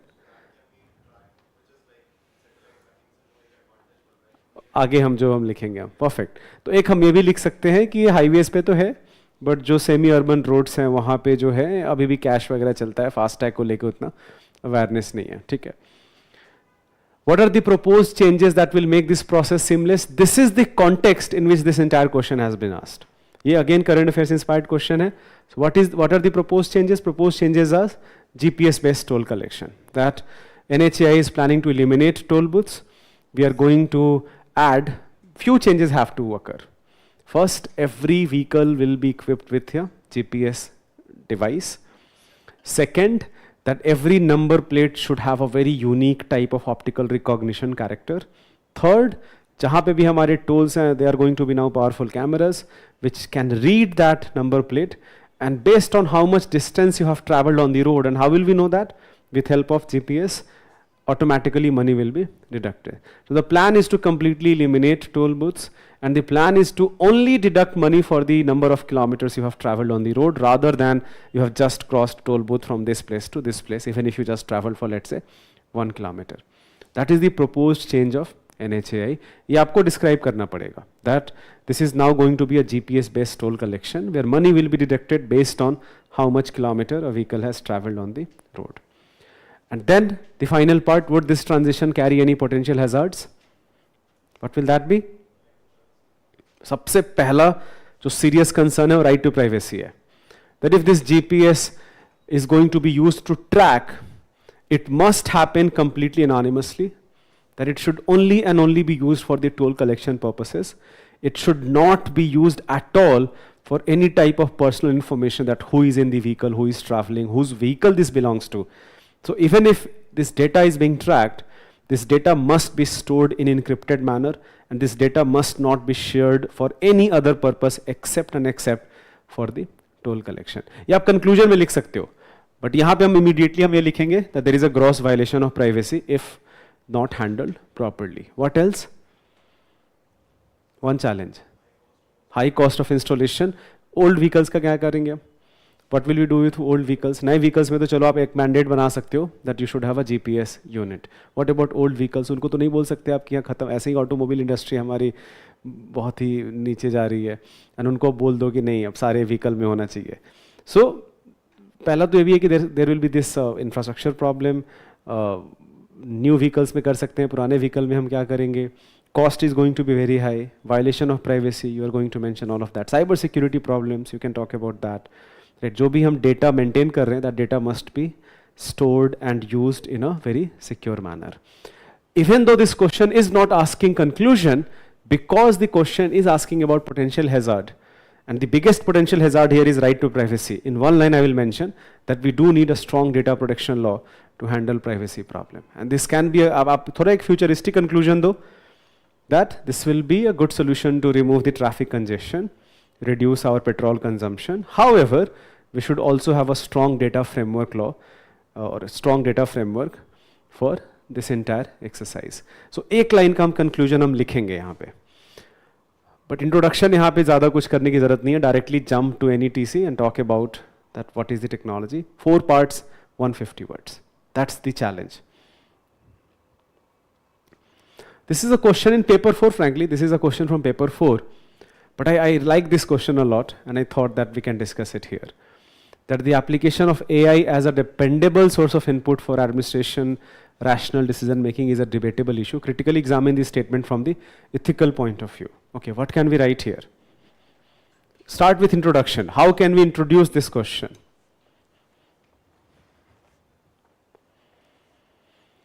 That can be a standard introduction. Although I would suggest that don't do this in this question.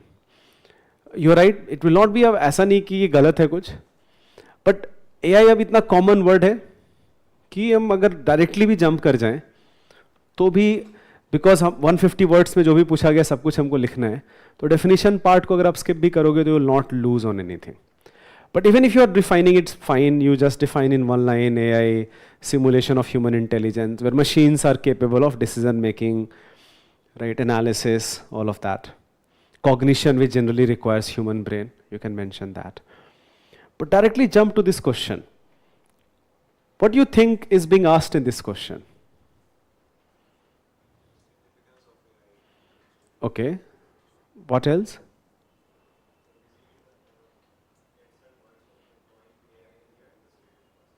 Okay. Okay.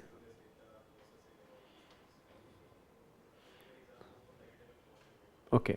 ये बहुत important realize करना है that just because this question is asking critical examination, please do not think of this कि खाली हमको criticize करना है इस पूरे statement को, right? And ये भी बोल रहा है कि as a dependable source of input. So AI can have certain benefits. Talk about those benefits. How AI can help in predictive analysis. How AI can help in better policy design based on data analysis which you have. How AI can help in even implementation. Right. How AI will allow you to, let's say, for example, analyze satellite data in much better way, which will again help in policy formulation. So ये सारी चीजें हम लिख सकते हैं that how AI can benefit us in decision making. But if we rely this upon a dependable source of input, that it is only AI which is leading to governance applications at the grassroots level, there will be a problem. What will be those problems? Be specific in your point. Do not give me general points. Be specific reasoning that what will be the challenges. Lack of humane approach. Okay, fantastic. Lack of humane approach. Okay, what else? Okay, fantastic. So, can you elaborate upon this? That why would AI suffer from this?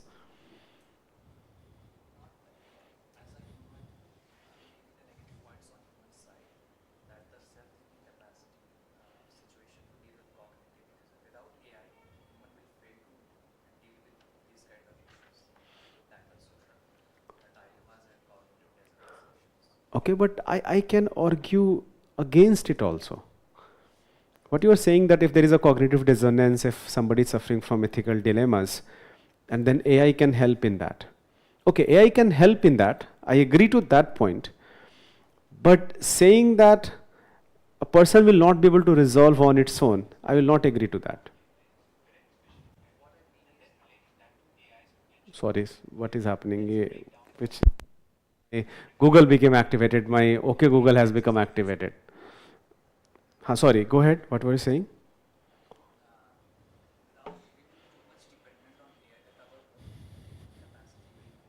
Acha. Okay. That can be.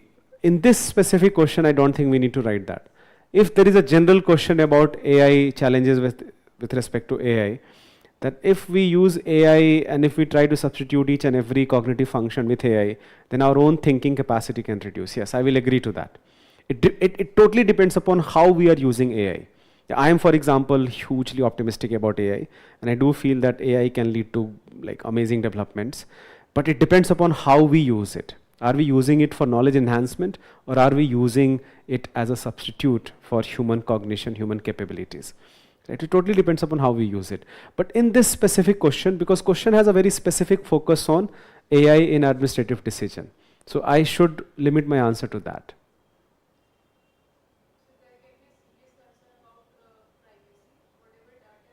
Okay. Okay.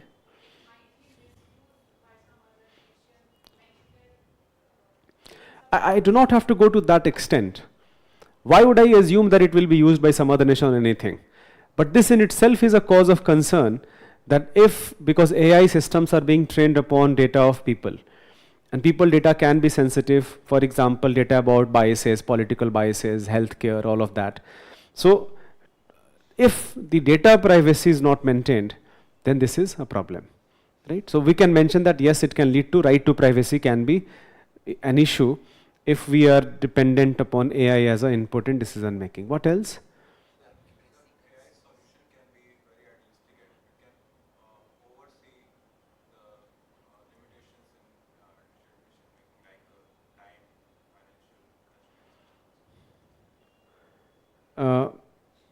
If it is about idealistic solution, उसको थोड़ा सा हमको explain करना पड़ेगा.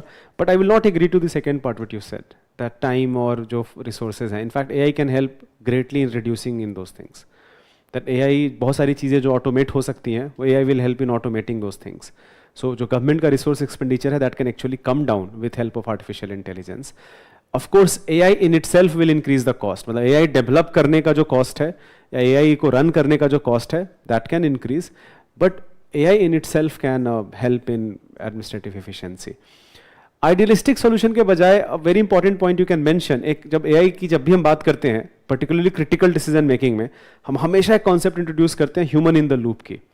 तो जहाँ पे भी dilemmas हैं, आपका जो point था वो बहुत important point है. Wherever you have dilemmas, जैसे if I define administration more broadly, and if I include judicial administration in administration, then judges relying upon AI for decision making.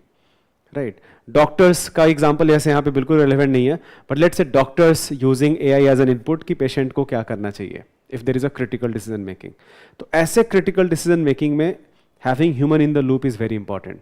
So now think this from as a bureaucrat perspective, that you have some moral dilemma. जैसे case studies में आपके पास question है बहुत बार, you have a old lady who has come to you, fingerprint जो है वो इनेबल नहीं है because she is quite old, and उसके चक्कर में उनका PDS जो है नाम नहीं है, and she has no one at her home, and as a district collector what are you going to do? तो यहाँ पे जो वैल्यूज़ हैं, जो एम्पैथी, जो हमने बताया अभी, जो हमने डिस्कस किया, कि जो इमोशनल इंटेलिजेंस का जो एस्पेक्ट है, जो एम्पैथी वाला एस्पेक्ट है, ये सारी चीज़ें जो हमारे एक डिसीजन मेकिंग का बहुत इंपॉर्टेंट पार्ट है, that you do not expect from AI, but that you do expect from a human being. So having a human in the loop in critical decision making is very important. So that is why a dependable source of input for administration, that can be a problem. So use these words, use this word human in the loop. By the way, a point which you mentioned earlier, biasness wala jo point hai bahut important hai, that all AI systems are trained upon data. Whose data? Human beings data, and human beings have a lot of biases. If AI learns those biases and starts perpetuating those biases, then this will lead to many discriminatory outcomes. We do not want that. That if AI starts discriminating people based on gender and caste and religion, all of that, now that is a problem. It's enough that we all human beings are doing that. Yes. Okay. Okay. Perfect. Accountability is a very important point, that when we talk about governance, we talk about transparency and accountability all the time. If an AI makes a mistake, who should be held accountable? That's a fantastic point. That who should be held accountable for the mistakes done by artificial intelligence, right? So conclusion bhi hum likhenge that yes, we can use AI in governance for predictive analysis, for better public policy design, for implementation, all of that. But at the same time, human in the loop, empathy, ये सारी चीज़ों पे, empathy based decision, emotional intelligence based decision, यहाँ पे AI काम नहीं करेगा, and here human in the loop is very important. तो ये इस तरीके से हम इसको कंक्लूड करेंगे, इस पूरे क्वेश्चन को. So,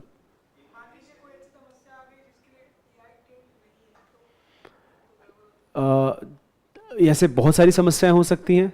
जैसे अभी जो मैंने एग्जांपल लिया, डिलेमा वाला इन्होंने जो एग्जांपल लिया था, उसके लिए AI, देखो होगा ये कि AI को भी अगर आप इथिकल डिलेमा पे ट्रेन कर सकते हो, AI आपको बता देगा कि अच्छा देखो ये फिलोसोफर ये कहते हैं इस डिलेमा में, ये फिलोसोफर ये कहते हैं, बट उस टाइम पे उस सिचुएशन में क्या डिमांड है, right?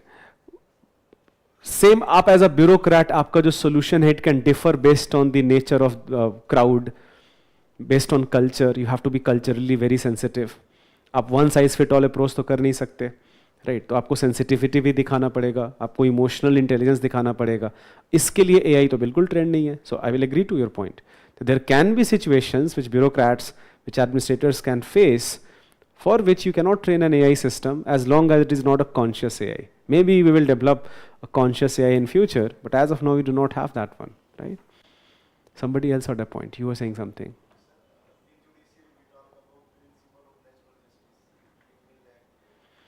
Why? Why would you assume?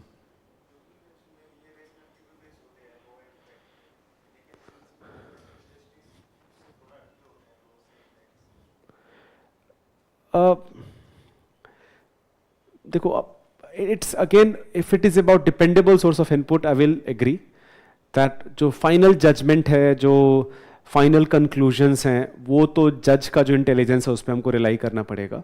I have no doubt about that. But I would not say that just because you are using AI, it will be some sort of violation of principle of natural justice. I would not say that. Right? But again, human in the loop वाला जो part है वो important है यहाँ पे. Next question is again very simple. This is where you have to now define AI, introduce the concept of AI. How does AI help in clinical diagnosis? ये जितने specific inputs होंगे, जितना specific keyword होगा वो better होगा. How does AI help in diagnosis? What are the keywords?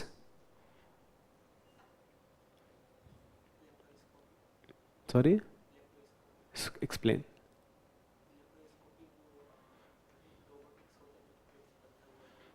Okay, ठीक है. तो जैसे अभी मतलब डॉक्टर कहीं और है और उसकी इलाज कहीं और हो रही है, ओके, तो वो AI का इस्तेमाल अच्छा, है. रोबोटिक सर्जरी की हम बात कर रहे हैं यहाँ पे, ठीक है. सर्जरी की बात कर ऑल्दो यहाँ पे डायग्नोसिस की बात है, बट फिर भी ठीक है. मतलब डायग्नोसिस का मतलब जो बिफोर ट्रीटमेंट क्या है, what a patient is suffering from, उसका जो पार्ट है वो डायग्नोसिस हम बोलते हैं. बट ठीक है, इस पॉइंट को भी लिख सकते हैं हम कहीं पे, that it is about, if I interpret this topic as applications of AI in health care, then as a point this can be mentioned. That robotic surgery, which yes, that is a good point. What else? It can help in making diagnosis. Question wahi pucha hai, how it can help in making diagnosis. And use the keywords. I am assuming that all of you have read good on AI, technologies of AI. Think of the keywords which you have to write. Evaluating reports of patients. Sorry? Evaluating reports of Okay, patients. now we are on to something. Evaluating what type of reports? Can you be more specific? X-ray reports, MRI reports. MRI, perfect. So we can now use that we have certain branches of AI, such as computer vision or machine learning.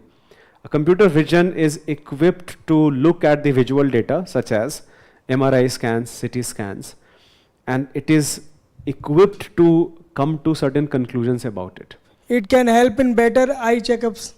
Perfect. That is another point. In fact, forget about eye checkup. Now we know that आपका जो retinal scan है, that is linked to even your other, for example, your blood sugar level or your heart health. So Google, I remember 3 years ago, had developed an AI which can tell you the risk of heart attacks based on your retinal scan. A human eye will not be able to do that, but an AI can do that. So AI can greatly enhance diagnosis. How? AI is trained upon a large medical databases. Think about that. Based on all of the medical reports which you have, first, based on the medical history which you have and your family has, second, right? Based on the reports, the images which you have, based on the previous diagnosis which were done, an AI can come to diagnosis much more quickly. While doctors will simply think about, AI can come to diagnosis much more quickly. Because AI has not just data of yours, it also has been trained upon maybe patients like you, maybe in some other part of the world. Right? So this is where AI will shine. अब यहाँ पे human beings का देखो role क्या होगा? A good doctor in future will be a doctor who will go into detailed scrutiny of the patient's history. ये AI कभी नहीं कर सकता है कि जो पेशेंट का हिस्ट्री है कि आपका हिस्ट्री क्या है, पेशेंट के फैमिली का क्या हिस्ट्री है, ये सिर्फ और सिर्फ ये इंसान को करना पड़ेगा. But once you have the data available, then this data analysis can be done by AI really well. Recently, a new AI research has been come that without any injection, we can check the blood reports of a patient. Simply scanning the patient image or patient itself, standing in front of the AI machine. Okay, and so we can check. Okay, so clearly it is a machine which can, for example, it can be some Blood X-ray test. machine or it can be something else, some sensors which can gather information even without invasive, but that is not AI. That is simply data collection mechanism. That data analysis is now job of the artificial intelligence. Do you know the name of what was this machine or who developed it? Do you know this? No, I don't know, but I have seen on Google. The reason I'm saying is that if you have specific examples that who has developed it, then try to write that in answer. The moment you write specific examples, you fetch extra marks. Okay? तो जो भी हमने examples लिखे हैं, जो भी हमने examples दिए हैं, if you even know one specific example of that, जैसे Google का मैंने अभी example लिया थोड़ी देर पहले, if I mention that, I will fetch extra marks. Try to do that. So, and finally the last part, same thing, does it lead to any threat to privacy of individual? Of course it does. The answer is yes, it does. Healthcare is a sensitive personal data. If an AI system is being trained upon healthcare data, then maintaining that anonymity is very important. Who this data is being shared with, for what pretext, we need to have very strong data protection law about it. So, yes, we will write, यहाँ पे कुछ भी हमको middle path या कुछ हमको घुमा फिरा के बात करने की ज़रूरत नहीं है. This is a question we will write, yes. It depends upon how we use it. If we are, however, आप solution भी दोगे, खाली आप yes लिख के छोड़ दोगे, that will not be good. आप लिख सकते हो, healthcare is a personal sensitive data. It can lead to violation of privacy. But at the same time, you'll also give few solution. That training an AI system on anonymous data, this is important. Use this word, anonymized data. Using strong data encryptions, having a strong data protection law that with whom this data can be shared, all of that can be mentioned in the conclusion. So focus on the keywords in the answer and you'll again get more and more marks. Sometimes we can come with wrong diagnosis also. Yeah. Because the wrong So human beings also do that. But यहाँ पे एक important point होगा जो इस question में लिखने की जरूरत नहीं है, जो अर्ली पॉइंट है अकाउंटेबिलिटी वाला. ह्यूमन बींग्स को अकाउंटेबिलिटी से बहुत लगाव है, होना भी चाहिए. जैसे एक सिंपल सा एग्जांपल ले लो कि रोड एक्सीडेंट में ड्राइवर्स बहुत सारे लोगों को मारते हैं, बट अगर सेल्फ ड्राइविंग कार मार दे तो बहुत बड़ा न्यूज़ बन जाएगा. अगर आप डेटा देखोगे, number of self driving cars versus other cars, and then number of accidents due to self-driving cars versus other cars. And I will not be surprised to know that this ratio of accident of self-driving car will be less compared to actual cars being driven by person. But still, always and always self-driven car will be in news a lot. Because this question will emerge that who should be held accountable? The person who this car belongs to, the manufacturer who made this car, the network on which this car processing capacity was dependent upon. Who should be held accountable? So we can, that's a fantastic, we can talk about this. In this question, we do not have to do that, right? हाँ बिल्कुल गलती कर सकता है, बिल्कुल गलती कर सकता है. मैं तो बोल रहा हूँ कि गलती करेगा. कर क्या सकता है, मैं तो बोल रहा हूँ गलती करेगा. इस क्वेश्चन का जो फोकस था, सेकेंड पार्ट, थर्ड पार्ट, मेरा पॉइंट बस ये है कि क्वेश्चन का जो स्पेसिफिक रिक्वायरमेंट है, हमारा इनपुट भी उसी के हिसाब से होना चाहिए.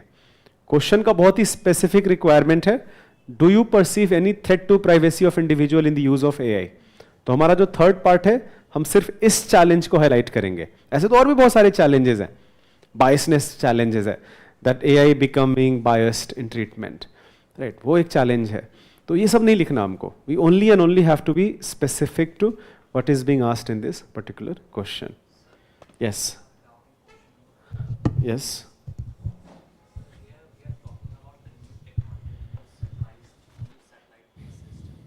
GPS based system. GPS, to be more specific, GPS based system. Yes.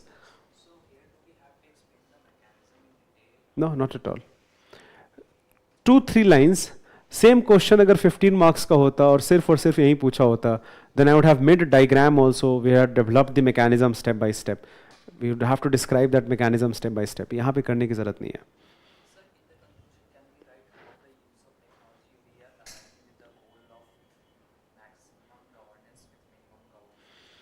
ये सब जो फ्लावरी लाइन्स हैं, यहाँ पे जरूरत नहीं है. The reason I'm telling you, because 150 words, 4 parts, stick to whatever is being asked. And even if you do that, you'll realize that you already have exceeded 150 words, right? So ये सब चीज़ें हम करेंगे, पेपर 4 में करेंगे, paper 2 में करेंगे, यहाँ पे नहीं करेंगे. यहाँ पे be very specific to what is being asked in this question. आज़ादी का अमृत काल एंड ये सब चीज़ें हम इसको वो करेंगे, हम इसको साइड लाइन में करेंगे. Discuss several ways in which microorganisms can help in meeting the current fuel shortage. What do you think this question was all about? This is a question of biotechnology. इससे just एक साल पहले UPSC का question था 15 marks का, what are the fields of applied biotechnology, and you have to write many things. One of that would have been biofuels. So this question is about biofuels, और this question is about that how micro organisms help us in making biofuel. कैसे करेंगे इसको? How are we going to introduce this? By the way 2023 का question है. How are we going to introduce this question? वहाँ से शुरू कर सकते हैं, नेशनल बायोफ्यूल पॉलिसी. ओके, ठीक है. I would ideally do that in conclusion, but nonetheless, what else? I can context, sorry, go ahead. Perfect. One of the very good introduction here will be that I can contextualize the context of the question in the sense that there is a fuel shortage. If you just give few examples of that, this happened in the backdrop of first Russia-Ukraine war, and then some coal shortage was happening in India and even in the world. So there was a proper backdrop in which this question was asked. So I just give that current affairs basis, and I have my introduction ready. How microbes help? So पहले तो microbes अगर आपको लिखना हो, we are talking about organisms we cannot see with naked eyes. Mostly we are talking about bacteria and yeast in this case. If it is about fuel shortage, then we are interested in specific bacteria and yeast. And I will directly jump to, give me the examples of biofuels. Okay, पहला, sorry. Microalgae तो मेरा एक raw material हो गया जिसको हम convert करेंगे एक biofuel में. Give the example of biofuels. सबसे पहला ethanol. I should always start with ethanol because methanol को फिर भी आप यूज करोगे डीजल वीजल बनाने में. एथेनॉल डायरेक्टली आप पेट्रोल के साथ ब्लेंड कर सकते हो. Ethanol is produced when you have some crop with high starch is fermented with help of some yeast. Use these words. जब खाली बायोएथेनॉल लिख के छोड़ दोगे आंसर नहीं, उतना मार्क्स नहीं मिलेगा. Mention that how biomethanol का raw material क्या है? We need crops with high starch content. Starch is a type of carbohydrate. So I need crops with high carbohydrate content, starch content, sugar content if you want to write sugar content.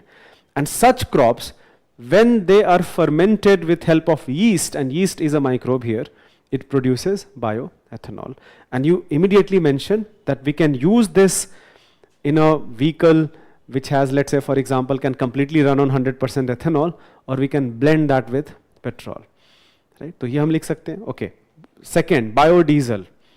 Biodiesel के लिए जो process है, that now this is a more complex term, that is called transesterification. If you do not remember that, it's perfectly fine. But biodiesel का एक जो बहुत important raw material है, वो methanol है. And methanol again is produced from certain type of organic matter with help of microbial digestion. So we mentioned that. Third, give me more examples. Biogas. How biogas is produced? यहाँ पे keywords क्या होंगे? Be specific keywords. Domestic waste. What is the process? What is the process called? ये बहुत common term है ये तो. Transesterification I do not expect you to know. But ये बहुत common term है. Anaerobic digestion. Anaerobic decomposition of organic matter. And that anaerobic simply means absence of oxygen.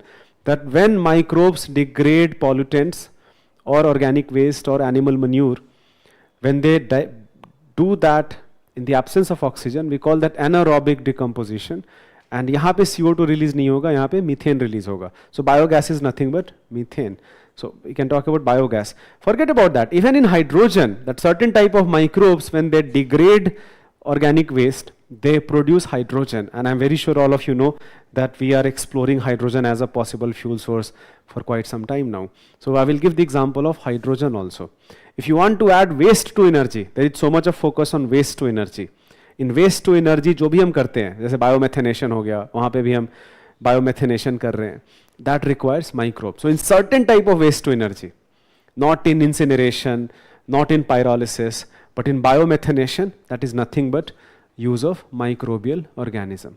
So give specific name of the fuel and be more specific. अब यहाँ पे और answer better तब हो सकता था, but that is nobody is expecting you to do that in GS. If you know the name of bacteria also, but I do not expect you to do that at all. But I do expect you to know the name of the fuel, and I do expect you to know that there is a process, and that process occurs because of certain type of microbe, right? Even if you do not know this specific microbe. So this is a question of applied biotechnology, and here I will take that national biofuel policy as my concluding remark. That can be a very good conclusion. We can talk about national biofuel policy, and we can talk about certain initiatives taken by Government of India to ensure that we do not suffer from fuel shortage like this. This is another current affairs inspired question. What is the basic principle behind vaccine development? How do vaccines work? What approaches were adopted by the Indian vaccine manufacturers to produce COVID-19 vaccine? क्या लिख सकते? ये तो simple straight forward question है. पहले part में हम क्या लिखेंगे? पहले और दूसरे पार्ट में हम ऐसा क्या लिखें कि वो ओवरलैप ना हो. बिकॉज अगर सोचोगे नहीं आप तो आप बहुत सारे ओवरलैपिंग पॉइंट्स होंगे. That will not be very good utilisation of space and time. So what is the basic principle behind vaccine development?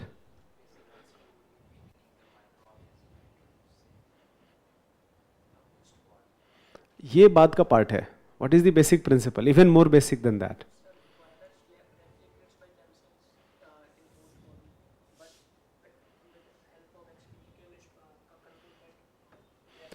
Okay, now we are on to something. Basic principle is that we can train our immune system. Basic principle is that our immune system is very complex and sophisticated. Our immune system has a memory.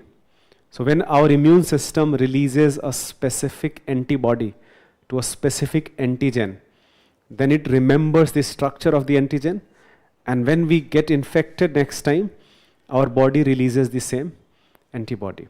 So this is the basic principle. So I'll explain a little bit about immune system of living organisms, including human beings. The basic principle is that our immune system has a memory. It remembers the structure of a pathogen, of an antigen, and based on that, it releases a specific antibody to neutralize that. And we can train our immune system using this principle. ये हमारा first part है. तो ये हमारा principle है. I'm not even explaining the process. जैसे inactivate करेंगे, क्या करेंगे, ये सब बात का part है. But principle मेरा ये है. अब हम आएंगे second part जो how do vaccines work. This I'm going to now explain in detail. That vaccines can work in many ways, but mostly जितने भी vaccines हैं 3 ways. अब यहाँ पे this is the way जहाँ पे एक एवरेज कैंडिडेट जिनको पता है थोड़ा बहुत वैक्सीन के बारे में, बट एक जो जिन्होंने थोड़ा डिटेल में पढ़ा है, और ये करंट अफेयर्स बेस्ड क्वेश्चन है. 2022 में कोविड-19 is the basis here. In this question this has been asked, so it is expected of you to know the details of vaccine. So जितने भी टाइप के वैक्सीन हैं, there are few dozen type of vaccine. All of them can be categorized mainly into 3 groups. The first is where we use the entire pathogen itself, either to after attenuating it, that is called live attenuated vaccine, or killing it, that is called inactivated vaccine. So when I weaken it and then with help of vaccine it is injected or even orally given to a patient, then it cannot cause the disease, but your body still recognizes this as an antigen and produces a specific antibody. Even when it is dead, even when it has been inactivated, even then body recognizes this as a foreign body, as an antigen and produces a antibody. तो ये पहला approach है. Pathogen, entire pathogen, which can be entire bacteria or virus, either weakened or killed, inactivated. Second approach is called subunit approach. In subunit approach, I do not have to take the entire pathogen. I only take specific part of the pathogen which is enough to elicit an immune response from human body. That pathogen का कोई specific, या तो pathogen मान लो कोई body में protein release करता है, या pathogen का कोई part है जो enough है that body उसको recognize करे and will produce a antibody against it. तो जितने भी vaccines हैं like recombinant vaccines or toxoid vaccines or conjugate vaccines, all of these are based on what we call subunit approach. And third is nucleic acid approach, that I do not use either the pathogen or some specific antigen part of the pathogen. I use a messenger RNA molecule or a DNA molecule. And I encode this messenger RNA molecule, mRNA molecule, for a specific protein जो कि ये pathogen produce कर सकता है या pathogen के body का structure का पार्ट है. जैसे कोविड-19 के केस में, I don't know if you guys remember that structure of COVID-19, that it had these spiked proteins, if you remember that. And those spiked protein actually were the reason why it was so infective. So I can design a messenger RNA molecule which can produce this specific protein. All I have to do is do complete genome sequencing of the virus. Once I know the complete genome sequencing of the virus, I know that there is a specific mRNA molecule which can produce this protein. I now need to make a vaccine based off it. So this vaccine, when it is being injected, it carries that mRNA. That mRNA, when it reaches to your cells, it produces that protein. But the moment it does, body recognizes this as a antigen and body produces a antibody against it. Right. So this is the third approach, which is called nucleic acid approach. So it can be either pathogen based, entire pathogen based, which can be further divided into 2 parts, live attenuated vaccine or inactivated vaccine. Subunit approach, which there are many types, recombinant vaccine, toxoid vaccine, conjugate vaccine, all of that. And then you have nucleic acid based vaccine, which can be again further divided into mRNA or DNA based vaccine. This is the newest approach. And finally, ये बिल्कुल ही current affairs है. What approaches were adopted by the Indian vaccine manufacturers to produce COVID-19 vaccine? So we had 2 types of vaccines in India. Because question is specific to Indian manufacturers, 3 vaccines were approved. Sputnik, that was Russian manufactured vaccine. So we do not have to write that. We only have to write 2 here, Covishield and Covaxin. So Covaxin was made by Bharat Biotech. अब यहाँ पे people who will write specific name of the company, they will again get extra marks. You are supposed to know. You are supposed to know that Bharat Biotech made Covaxin. Covaxin was an example of inactivated vaccine. Covishield, Covishield was more interesting. Even though Covishield was a live attenuated vaccine, but there was an amazing part about Covishield. People who describe that in completeness, that they will definitely get more marks.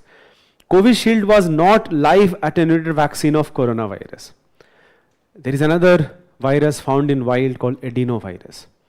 Adenovirus can infect us, can cause small cold and all, right? But our body has immunity against adenovirus more or less. So what scientists at Oxford did, that using recombinant DNA technology, they modified the adenovirus protein and they added the spiked protein on that. And then that adenovirus was weakened, and with that, this vaccine was made, which was manufactured in India with name of Covishield by Serum Institute of India. So ये जो mention करेगा, that this was not exactly live attenuated vaccine of coronavirus. This was adenovirus, which was modified with help of recombinant DNA technology. And then it was weakened, and then a vaccine was made out of it that was called Covishield. So ये जो लिखेगा extra point, they will definitely get extra marks. And you can just in one line you can write that how vaccines have helped us in overcoming this pandemic as soon as possible. Again, this is not an opinion. This is not an opinion-based question. Do not have to write a very detailed conclusion, but a generic conclusion is more than enough. Sorry, you are saying something. अब ये हम इसमें बाद में बात करेंगे. उस पे तो थोड़ा सा बात कर लेते हैं. Recombinant का मतलब होता है that something जो कि नेचर में तो नहीं है, हमने अलग अलग DNA फ्रैगमेंट्स लिए हैं एंड उन DNA फ्रैगमेंट्स को साथ में ऐड करके एक नया DNA बनाया है. सो रिकॉम्बिनेशन. एक DNA कुछ और है. जैसे एक सिंपल सा एग्जांपल ले लेते हैं. हमारा शरीर इंसुलिन बना सकता है, बट जो लोगों को डायबिटीज़ है, they are not able to produce enough insulin. तो इंसुलिन पता है कैसे बनता है? इंसुलिन बनता है रिकॉम्बिनेंट DNA टेक्नोलॉजी यूज़ करके. तो हम क्या करेंगे? We will take human gene, the genes which are responsible for producing insulin. Remember, insulin is a protein. So we will isolate that gene which is capable of expressing itself and producing protein. We take that fragment. We take some bacteria, a circular DNA which is called plasmid. Certain bacteria have this DNA which is a circular DNA which is plasmid. I take a fragment out of that bacterial DNA and I add that human DNA, human gene. So now I have a recombinant DNA.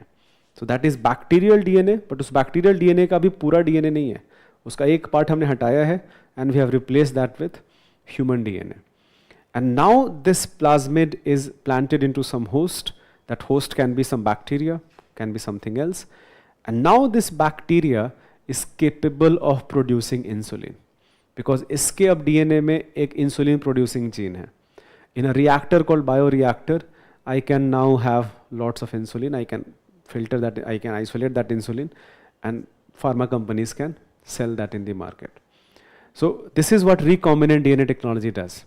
That I take fragments of DNA from different living organisms and we make a new DNA, we combine them in a unique manner, and hence the name recombinant DNA. So we can now produce many proteins into industry which generally are only made inside human beings or inside some other living organism, but we can produce the same protein in industries, right? So recombinant vaccine is a strategy which is example of subunit vaccine.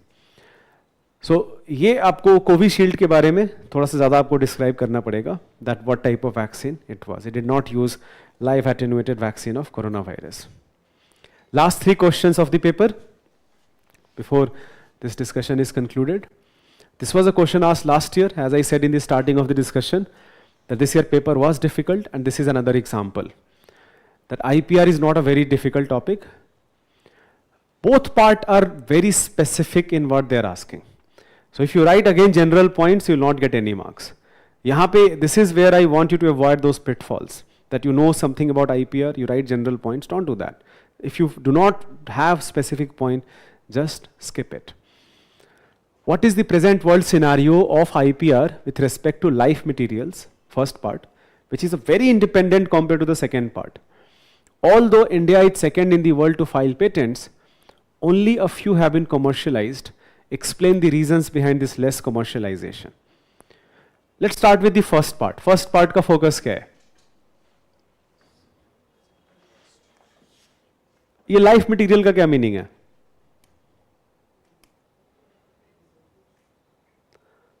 Be more specific. Pharma, but again be more specific. What type of pharma? Perfect. So pharma but biopharma. If we are talking about pharma, then it will be biopharma. Life material in one line simply means we are talking about applications in biotechnology involving biological organisms or biological processes. Simple. That is the meaning of the life material here. The question is saying, what is the present world scenario? This is such a open-ended question. बहुत सारी चीजें चल रही हैं, आपको उसमें कुछ चीजें बतानी है. What do you think is happening in the world with respect to life materials, with respect to biological products, biological processes, and with respect to their patent? That is the most important part. With respect to their patent.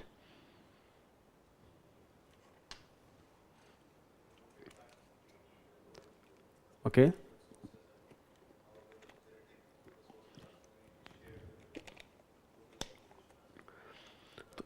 One of the, using that, you can think about one very important trend which is happening.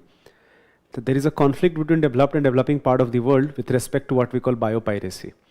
That developed nations or companies based out of developed nations utilizing genetic resources in developing nation without sharing the benefit as per, let's say, the treaty you talked about, or even Nagoya protocol can be mentioned there.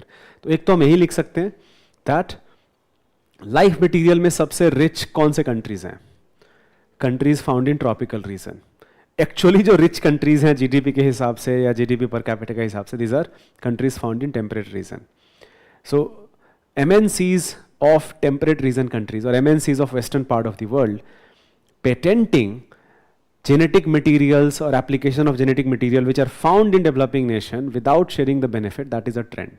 So ये एक trend हम लिख सकते हैं that this debate about biopiracy and benefit sharing is a trend in life material. ये बहुत ही specific point है, लिखेंगे. And VPO वाला जो important है वो point that can be in fact, अगर आपको और contextualize करना हो, that can be used as a example.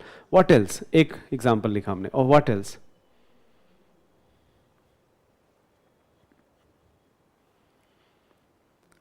एक सिंपल सा बहुत एग्जाम्पल ये होगा that there are such advance technologies right now in biotechnology. Think of CRISPR-Cas9, think of gene therapy products, recombinant DNA technology, that every biotech company there is an expansion of, एक तो सबसे सिंपल सा trend ये है, there is an expansion of patents in life materials all across the world, and that has been fuelled because of advanced technologies like gene editing और gene therapy और recombinant DNA technology. हम इसको लिखेंगे.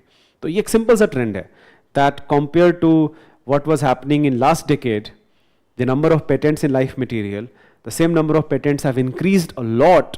It's not simple, there is a marginal significant increase because of advancements in such technologies like gene editing or gene therapy or recombinant DNA technology. Okay. Third, one other point which can be mentioned, this is another conflict between developed and developing nations. That किस चीज़ को patent दे सकते हैं, किस चीज़ को हम नहीं दे सकते हैं, इसको लेके भी कॉन्फ्लिक्ट है. जैसे इंडिया में प्लांट मटेरियल्स को लेके, एनिमल मटेरियल्स को लेके आप पेटेंट नहीं दे सकते. Anything which is naturally occurring can not be patented, right. For microbes there is some exception. But इस मामले में जो अमेरिका है, यूरोपियन नेशंस हैं, they are more flexible in giving patent to even some naturally occurring things. So this is another trend which you can mention, that this conflict between developed and developing nation. So these are some of the points which can be talked about, that what are the trends in life material.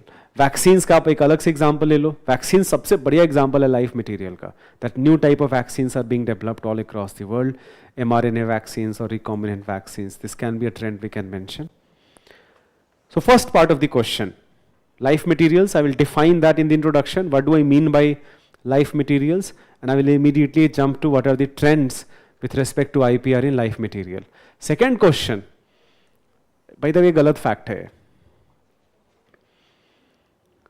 Only a few have been commercialized. India, I think, is at 5th or 6th position, not 2nd, but theek hai, it's fine. The question ka jo theme hai, that stands. That why there is a less commercialization with respect to patents. इसका कोई लेना देना life material से नहीं है. ये UPSC बहुत कम बार होता है कि क्वेश्चन का थीम अलग अलग हो. सेम ही क्वेश्चन है, एक ही क्वेश्चन में 2 क्वेश्चन है और अलग अलग थीम है. IPR is a general theme, but second question is in general about patent, not specific to life material. But nonetheless, tell me the points. What can we write in this part? Sorry? Okay, that's a very important point which can be mentioned. However, think of that point in the context which is mentioned here. That we are filing the largest number of patents, but commercialize nahi ho raha. Okay, poor access to market can be a point. Why there is a poor access to market? Such as, be more specific. What type of infrastructure challenges you are talking about?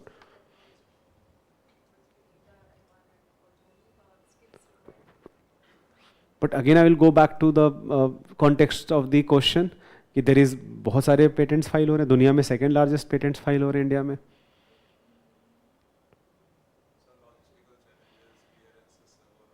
Okay, ठीक है. So now we are coming to some few more things. There are bureaucratic red tapes. Patent file होने में, बनने में बहुत time लग जाता है, मिलने में बहुत टाइम लग जाता है. 3 साल तो लग ही जाता है इंडिया में करीब करीब, जो कि आइडियली साल भर के कम में हो जाना चाहिए. चलो ठीक है, I will take that point. There are bureaucratic red tapes. Another point you mentioned is logistical challenges, that innovations happening in some distant part of the country and we do not even know, and people are not even aware about that they have developed something new, something like that. Okay, ठीक है, I will take that point also, although I will have to have examples for that. Sorry, you were saying something. Evergreening of patent is not frankly a problem in India as of now. So evergreening तो हम मान के चल रहे हैं कि patent already commercialise हो चुका है एंड उसको बार बार कमर्शलाइज किया जा रहा है. That is not contextual here. But ठीक है, प्रोसेस भी पेटेंट होता है, बट उसमें भी एवरग्रीनिंग वाला पॉइंट जो है वो वैलिड नहीं है. देखो, बहुत ही एक जो सबसे इंपॉर्टेंट पॉइंट ये है दैट कमर्शलाइज होने के लिए किसी भी इन्वेंशन का ये समझना बहुत जरूरी है कि मार्केट के रिक्वायरमेंट्स क्या हैं. तो एक जो बहुत जनरल जो हम पढ़ते हैं ना, इंडस्ट्री एकेडमिया लिंकेज, ये सबसे पहला पॉइंट होगा मेरा. पेटेंट्स कहाँ पे फाइल होते हैं? पेटेंट्स वहाँ पे फाइल होता है where there is knowledge economy, where knowledge is being developed. सबसे ज़्यादा नॉलेज कहाँ पे डेवलप होता है? कॉलेजेस एंड यूनिवर्सिटीज़ में. जो सबसे कोर रिसर्च है वो चल रहा है कॉलेजेस एंड यूनिवर्सिटीज़ में.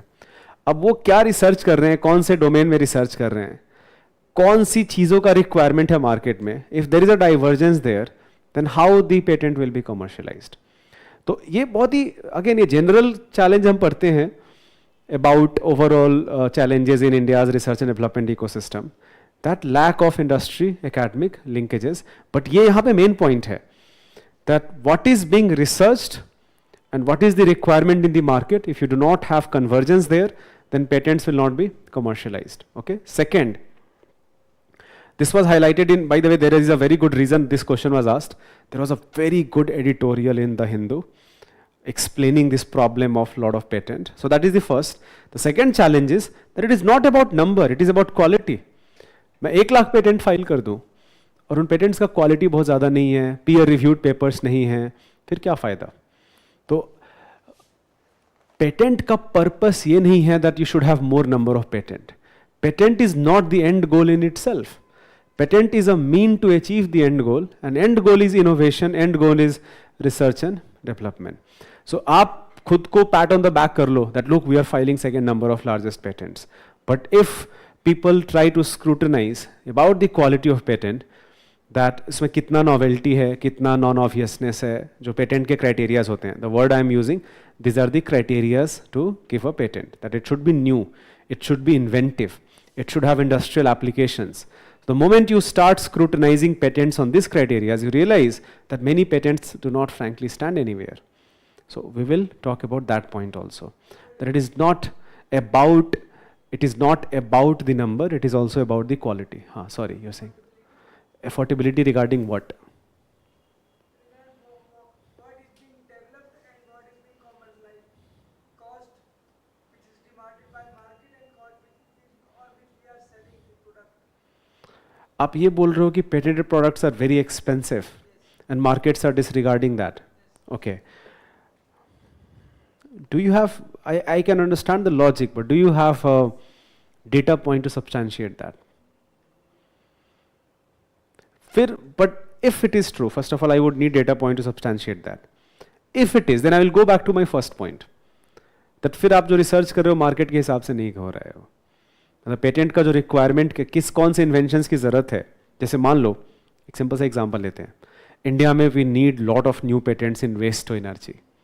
वेस्ट मैनेजमेंट में पेटेंट्स चाहिए हमको एनर्जी रिन्यूएबल एनर्जी रिसोर्सेज में पेटेंट्स चाहिए, हमको डिफेंस में बहुत सारे पेटेंट्स चाहिए. That we need lots and lots of patents in defence, we need lots and lots of patent in material science. These are the things which we need lot of patents. Are we having those patents in India? Have we done something new in fast charging of electric vehicles? Have we done something new in green hydrogen production? Right. So have we made a new type of semiconductor? These are the things जिनका market में सबसे ज़्यादा भी value है. Right. So have we done those things?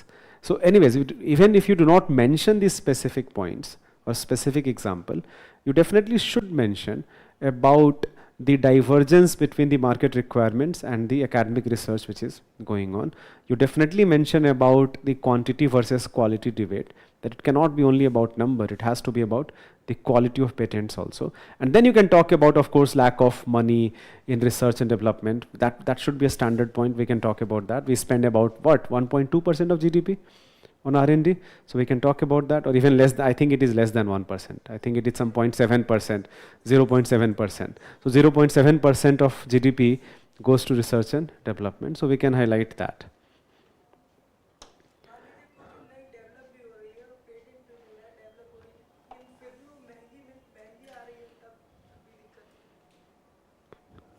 But अगर महंगी है उसका मार्केट रिक्वायरमेंट नहीं, जैसे एक सिंपल सा एग्जांपल मैं आपको लेता हूँ. मैं बहुत सारे जो फार्मा कंपनीज हैं जो मेडिसिन बहुत एक्सपेंसिव होती हैं, उन्होंने किसी मान लो बहुत ही कोई प्रेवलेंट डिजीज़ है उस पर 10 साल रिसर्च किया और finally they have found something interesting and they are selling that product at very high rate, फिर भी लोग खरीदेंगे. That was my point. बहुत सारे नहीं खरीद पाएंगे, सही बात है, नहीं खरीद पाएंगे. नहीं, but pharma companies can always say that we did this research not for charity. We did this research because we wanted to make money out of it. There is nothing wrong in that. अब ये वाला जो debate है एक अलग debate है. ये patent social utility एक अलग डिबेट है. बट कमर्शियलाइज होने के लिए मार्केट रिक्वायरमेंट, मार्केट में एक्सेप्टेंस, मार्केट के जो रिक्वायरमेंट्स है उसको अगर आप फुलफिल नहीं करोगे, your patent is not going to be commercialised. कोई भी खरीदा एक्सपेंसिव भी हो बट अगर यूटिलिटी हो, जैसे मान लो आपने एक प्रोडक्ट बनाया, अब आपका पेटेंट एक्सपेंसिव क्यों है? आई एम एज्यूमिंग दैट आपने बहुत पैसे खर्च किए तभी जाके एक्सपेंसिव है आपका patent, that you did lot of expenditure in research and development, and as a result whatever you have developed you want to now make profit out of it, and because of that your patent is very expensive. Even after spending that much of money, if you did not think about the market utility, then it will be questioned that why were you doing this. If it is only about, let's say, pure research, right, जैसे Webb telescope बनाना, वहाँ पे जो why we are doing this एक अलग चीज़ है कि हम future में देखेंगे उसका क्या एप्लीकेशन है, स्पिन ऑफ बेनिफिट्स देखेंगे. बट पेटेंट का तो अभी रिक्वायरमेंट है ना. I am doing something, I am patenting for it so that I can benefit out of it right now, not मेरे बच्चों का बेनिफिट होगा, अभी मेरा बेनिफिट होना चाहिए. ये इंपॉर्टेंट है. हाँ sorry, you are saying something. हाँ हाँ हाँ हाँ हाँ हाँ देखो इन्होंने ये बढ़िया एग्जांपल है कि अभी वेट लॉस GLP-1 है ना, GLP-1. तो GLP-1 जो वेट लॉस, और मैंने उसका पढ़ा भी है रिसर्च क्यों कैसे बना था. There is a rattlesnake which produces a specific protein which essentially reduces your that overall carb, this appetite जो है आपका कि आपको खाना है कुछ या हाई कार्ब चीज़ें खानी है. So there is a rattlesnake found in Africa, which is known to produce that protein, which reduces human beings' appetite. Think of the level of research which went into that. That's very expensive, and still people are buying it, right? The last two questions. Both questions, again current affairs. You can see a clear pattern that how many questions are from current affairs.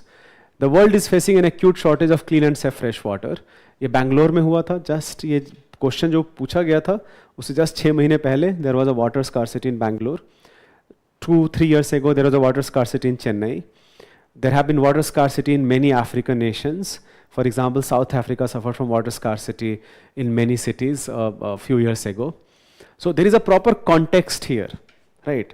So यहाँ पे बना बनाया मेरे पास introduction है, that I simply write all of that current affairs and I have contextualized the question that yes, if you have some data point, just say I'm very sure there will be some UN report regarding water availability, right? I can give you some data point that India में जो per capita water availability है, I think it is some 1450 cubic meter per person per year, and ideally it should be 1700 cubic meter per person per year. So there is already a water stressed condition in India. तो इस question में people who have contextualized this entire theme with data point, they will definitely get 0.5 marks extra. So writing a good introduction will be helpful because everybody will write few things, but if you are very specific with data point, you will fetch extra marks. Okay, but that is not the main question. The main question is what are the alternative technologies which can solve this crisis? Briefly discuss any 3 such technologies, citing their key demerits and merits and demerits. हम 2 तरीके से इसको answer कर सकते हैं. 4-5 technology का नाम आप लिख सकते हो और उनमें से किसी 3 को पिक करके आप मेरिट्स डिमेरिट्स लिख सकते हो, या अगर आप चाहो तो सेकेंड पार्ट को बिल्कुल स्किप कर सकते हो. You can directly just mention this 3 technologies with merits and demerits. I would suggest to do the first, that write 4-5 names. For example, पहले तो अप्रोच क्या है? पहला अप्रोच होगा water desalination. Without doubt the first approach will be that we have to desalinate ocean water. दूसरा जो approach होगा that will be water recycling, ठीक है. और जो तीसरा अप्रोच होगा that will be atmospheric water generator. These are the 3 approaches which you need to adopt. अब इन 3 अप्रोच को करने के लिए बहुत सारी टेक्नोलॉजीज हैं. Desalinisation can be done with help of reverse osmosis और with help of simply heating up water, taking that water vapor into another chamber and condensing that chamber. So for desalination I have 2 technologies, that I am generating seawater into vapor and then I am condensing that water vapor, or I am using reverse osmosis जो हम घर में भी करते हैं. For water recycling there are many technologies. जैसे prelims में 2024 में आया था waste water membrane, waste water जो membrane bioreactor जो technology था, that is a technology. जो sludge treatment municipal bodies करती हैं, that is a technology, right? Bioremediation techniques जो use किए जाते हैं bacterias को use करके, that is a technique. Nano technology use किया जाता है water purification के लिए, that is a technique.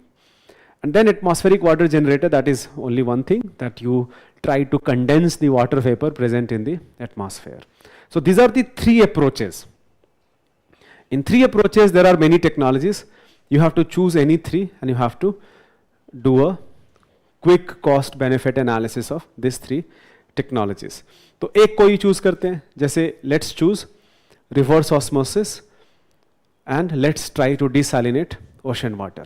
This is my technology that I'm going to do reverse osmosis on ocean water for desalination. Okay, what are the benefits of that? ये आराम से सबको पता होना चाहिए. What are the benefits of this? Huge amount of ocean water, huge amount of ocean water. हम बहुत सारा fresh water produce, raw material की पूरे process को कराने के लिए I need some raw material. Raw material की कोई कमी नहीं है हमारे पास, ठीक है? Okay. What else? Can be done anywhere in the world. It's not availability at one place. It's availability at every place, unless you are a landlocked country, right? So, but overall, we can say that across all continents this can be done. If not across all countries, across all continents it can be done. Okay, these are the benefits of ocean desalination. What are the demerits? High cost where? देखो ये बहुत important, मैं वापस से बोलूंगा जो मैंने class शुरू किया था, मैं हाई कॉस्ट लिख के छोड़ दूंगा, that will not be good. High cost किस चीज में होगा ये मेंशन करना जरूरी है. अगर आप खाली हाई कॉस्ट लिख के, वो बहुत जेनेरिक पॉइंट है. The moment you be more specific, तो अगर हाई कॉस्ट है तो क्यों होगा? In reverse osmosis desalination, what will be the cause of high cost?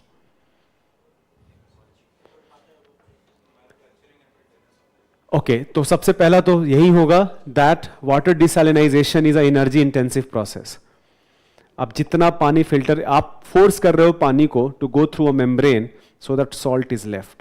This is an energy intensive process. Your energy expenditure is going to be high. It also, इसका एक और challenge ये हो सकता है कि for this energy if you are burning fossil fuel that can emit carbon dioxide and all of that, तो एक खुद में एक अलग प्रॉब्लम है. But in any case it is going to be costly, and depending upon which energy is being used for desalination, it can also have high carbon footprint. What else? Membrane जो material है, remember ocean has lot of salt. आपके घर में जो RO है, जो ठीक ठाक उतना भी खराब पानी नहीं होता है म्यूनिसिपल पानी का, बट आपको हर 6 महीने में आपको चेंज कराना पड़ेगा. Think of ocean water, and I am not talking about fulfilling water for one house hold, I am talking about water for the entire city. Think of the cost involve, think of the membrane cost involved, think of the filtration cost involved, it is going to be too much. So highlight that. When I am talking cost, I elaborate that why this cost will be high. What will be other challenge? Perfect. Salt का क्या करेंगे हम? बहुत बढ़िया point है. जो by product होगा उसका हम क्या करेंगे? अगर एक ये हो सकता है कि सॉल्ट हम कंज्यूम भी करते हैं तो हम डबल बाई प्रोडक्ट को यूज कर लें अपने सॉल्ट कंजम्पशन में. But if you start disposing of that salt again back into ocean, that can in itself, तो आप लोकली सॉल्ट कॉन्सेंट्रेशन चेंज कर रहे हो. And I am very sure कि आप सबने इन्वायरमेंट में इतना तो पढ़ा ही होगा कि how salinity plays a very important role in biodiversity. तो अगर आप लोकली सैलिनिटी डिस्टर्ब करते हो, टेम्परेचर सैलिनिटी अगर लोकली डिस्टर्ब करते हो, that is not going to be very good for marine organism. So having a plan to how to dispose of that salt, that is going to be very, very important for this solution. Okay. Second solution is recycling, waste water recycling. Achha, by the way, एक और approach मैं बताना भूल गया. Rain water harvesting can be a very simple approach. I can have 4 approaches rain water harvesting. But let's talk about water recycling. That I try to recycle as much as water as I can. Doing sludge treatment, membrane, bioreactor technology, bioremediation, all of that. इसका benefit क्या होगा? I can keep using same water again and again. I do not have to rely upon some availability of water at multiple places. I am using water which already I have used. So again, raw material is not that of a problem. Okay. What else?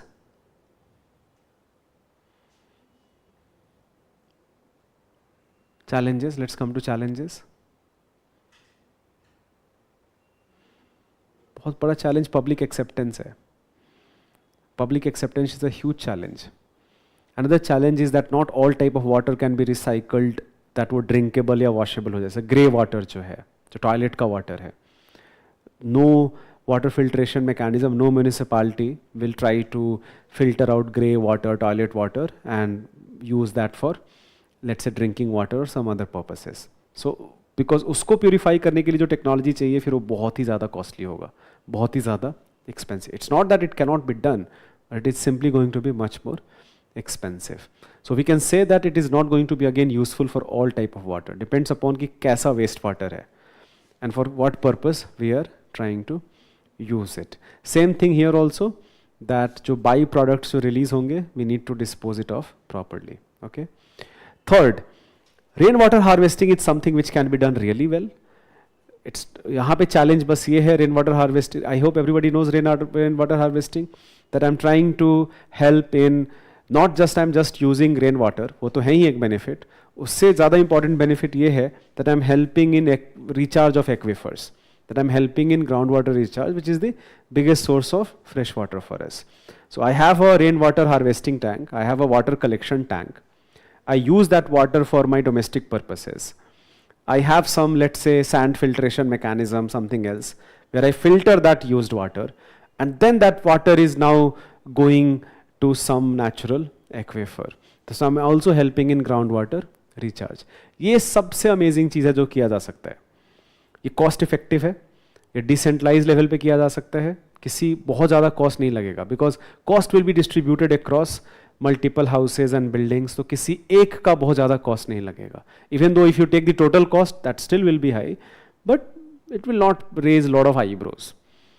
Challenge ये है that this totally depends upon rainwater. So this is going to be geographic specific, location specific. Places which do not receive lot of rainwater, they will suffer, and this is where in fact you have more water scarcity. That places who do not have lot of rainwater. So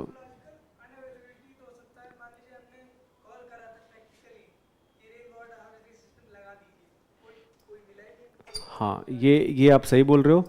और it's not just about technological challenge. It's also about how to do it properly. If you do not do it properly, then you will contribute to water pollution. कि rain water harvesting का एक बहुत integral part ये होना चाहिए कि जो भी इंस्टॉलेशन होगा सिस्टम में, that system has proper filtration mechanism before that water becomes part of natural aquifer system. So ये आपने सही बात बोली है कि this is a problem that ये एंथो में कभी अचानक से गवर्नमेंट खूब सारा कैंपेन करती है, बड़े सारे हेल्पलाइन नंबर्स होते हैं, फिर कॉल करो तो उस पर कुछ होता नहीं और थोड़े दिन बाद सब खत्म हो जाता है. तो फिर उसके बाद government does what they do the best, वो एक लॉ लेके आएंगे that if you do not do this then you will be thrown to jail, something like that. And that is the again क्या ही बोलूँ मैं इस पर. So state using its power rather than trying to get rid of, trying to wriggle out of its responsibilities and using its power. So anyways, this can be talked about rainwater harvesting, that this is geographic specific. ये दूसरा ये भी है कि अगर सही से manage नहीं करोगे, it will contribute to water pollution. We can talk about that. Atmospheric water generator is another technology that we are trying to condense water vapor where we are. Depending upon where you are, water vapor concentration can be anything from 1% to even 4 to 5%. So depending upon where you are, how moist your environment is, you can condense a lot of that, and water cycle is very quick. So water in any case gets recycled very, very fast. But this is not going to fulfill requirement of a very large population. पहला तो problem यही है. दूसरा problem ये है that this is going to be very, very expensive. And third problem which I just mentioned, that this is going to be location specific, because if moisture is less, which will be by the way in dry areas, tropical areas, then this is not going to be very useful technology. So this can be written. So this is a question based on current affairs, and you are supposed to write a good answer in this question. Do not write generic points. Be more specific in each and every technology, that if there is a benefit, why that is a benefit. If there is a challenge, why that is a challenge. Let's come to the last question. The adoption of electric vehicles is rapidly growing worldwide. How do electric vehicles contribute to reducing carbon emissions, and what are the key benefits they offer compared to traditional combustion engine vehicles? तो एक तरीके से same ही theme है, दो question दिख रहे हैं but same he theme है. मतलब basically I have to talk about benefits of electric vehicles. It's just that in this part you have to do some sort of comparison. You have to talk about reducing carbon emissions, and here you have to talk about this comparison with combustion engines. Okay, I'm very sure that you guys have a lot of input here. How can we start this question? What can be a good introduction here? Sorry? That's a fantastic starting point. That think of government FAME scheme or National Electric Mobility Mission Plan. That can be talked about in the introduction. That is a general government initiative based introduction. Or I can again, if I have some data point that it is rapidly growing worldwide, if you note this data point, but I doubt that for UPSC aspirants you will remember this, unless you have a lot of interest in automobile industry. But even if you do not have data point of worldwide, if you know about data point in India, that can also be mentioned. So एक introduction और हो सकता है कि I substantiated this first line of the question, that yes, there indeed is a rapid growth of electric vehicles in the world. Okay. How do electric vehicles reduce carbon emission? Be very specific in your answer again.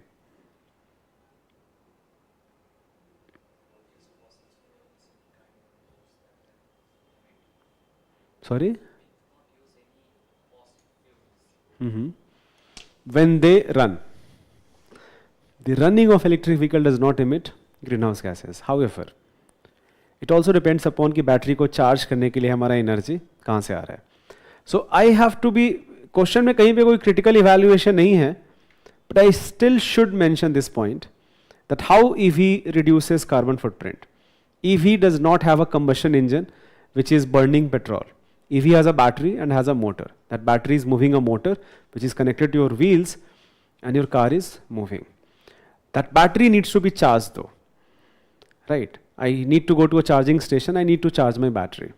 So अब charging station पे जो electricity है वो कहाँ से आया है, right? So this essentially will tell you that EV का आपका carbon footprint कितना है. So if all of that 100% of electricity is coming from burning of coal, then that's not very good. I should tell you here that EV का जो carbon footprint है और EV का जो environmental friendliness है with respect to carbon footprint, that becomes better and better the moment you reduce the contribution of fossil fuel to your power grids.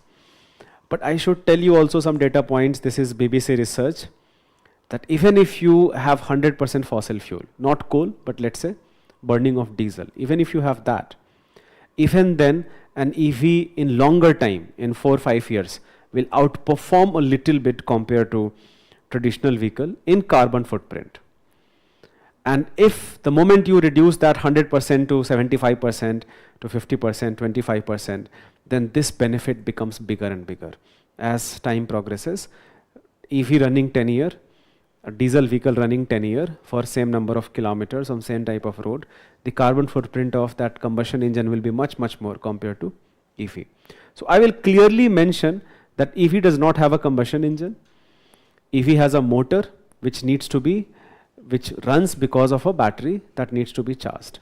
And that battery can be charged even with help of renewable energy, solar energy, wind energy, even with help of nuclear energy, all of that.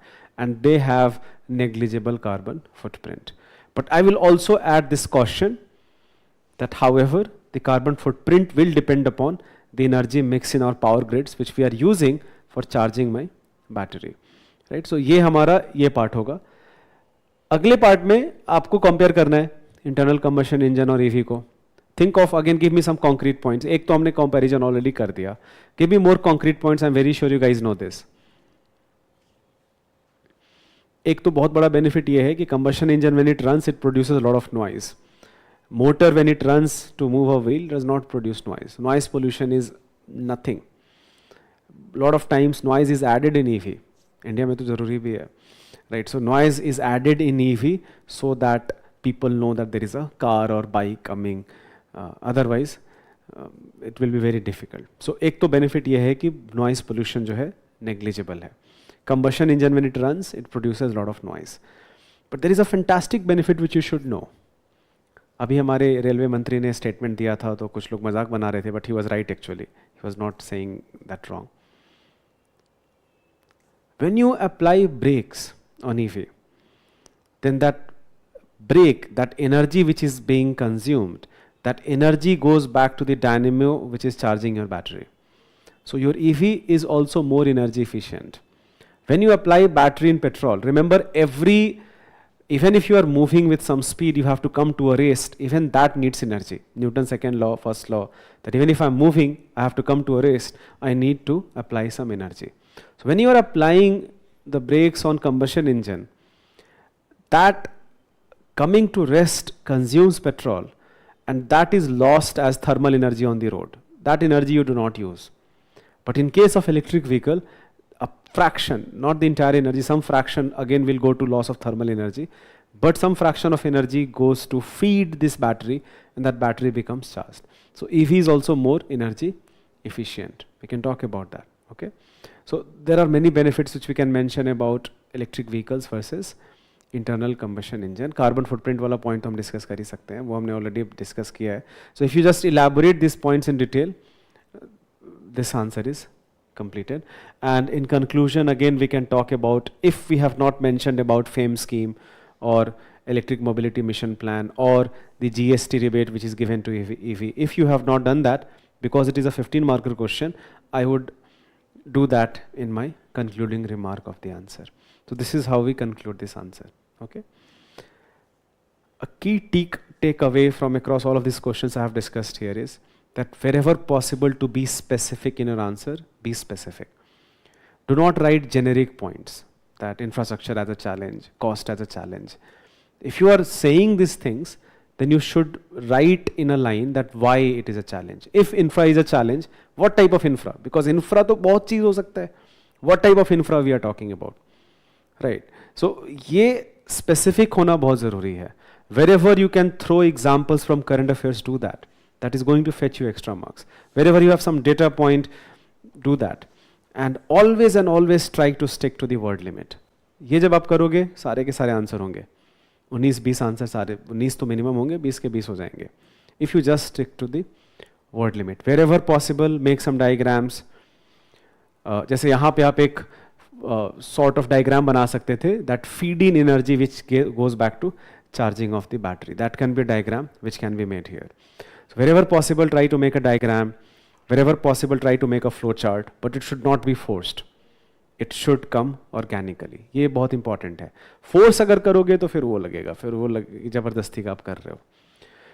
In maximum answer, try to write your answer in bullet points, but if at some places, if you're writing it in paragraph also, that's also fine. It's perfectly good, as long as you're highlighting your keywords. But try to, wherever possible, try to write your answer in bullet points and elaborate those bullet points.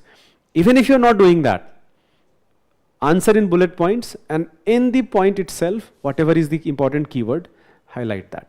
So that will always be a good idea in answer writing. Okay? So if not all, at least choose few of these questions which I have discussed. I think I have discussed 12 questions maybe. Choose few of these questions and try to answer that. If you want to take some more time, it's fine. But initially do not try to compromise upon the quality part. That I am going to write a contextual good answer. That should be the initial focus. जो time limit है कि time limit में लिखना है वो gradually improve हो जाएगा. ठीक है? If you have any doubt, you can send me your queries.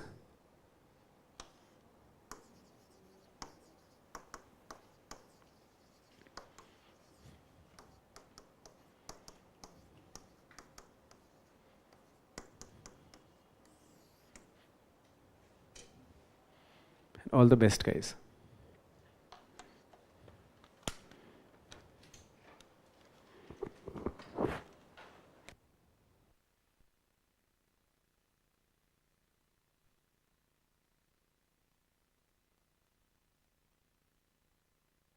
The UPSC exam doesn't defeat you with difficulty.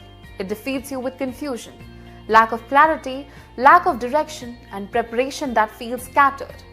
At Vision IAS Delhi, we rebuild your UPSC journey with structure, strategy, and support that doesn't waver. Get complete coverage of GSC, SAT, and essay step by step. PT 365 and Mains 365, so current affairs stop feeling like chaos. Personal mentorship, not just advice, but actual strategy guidance. Test feedback loops, because growth begins where guesswork ends. Toppers didn't just prepare, they built the right foundation. Now it's your turn. This isn't just a course, it's where clarity, consistency, and confidence begin.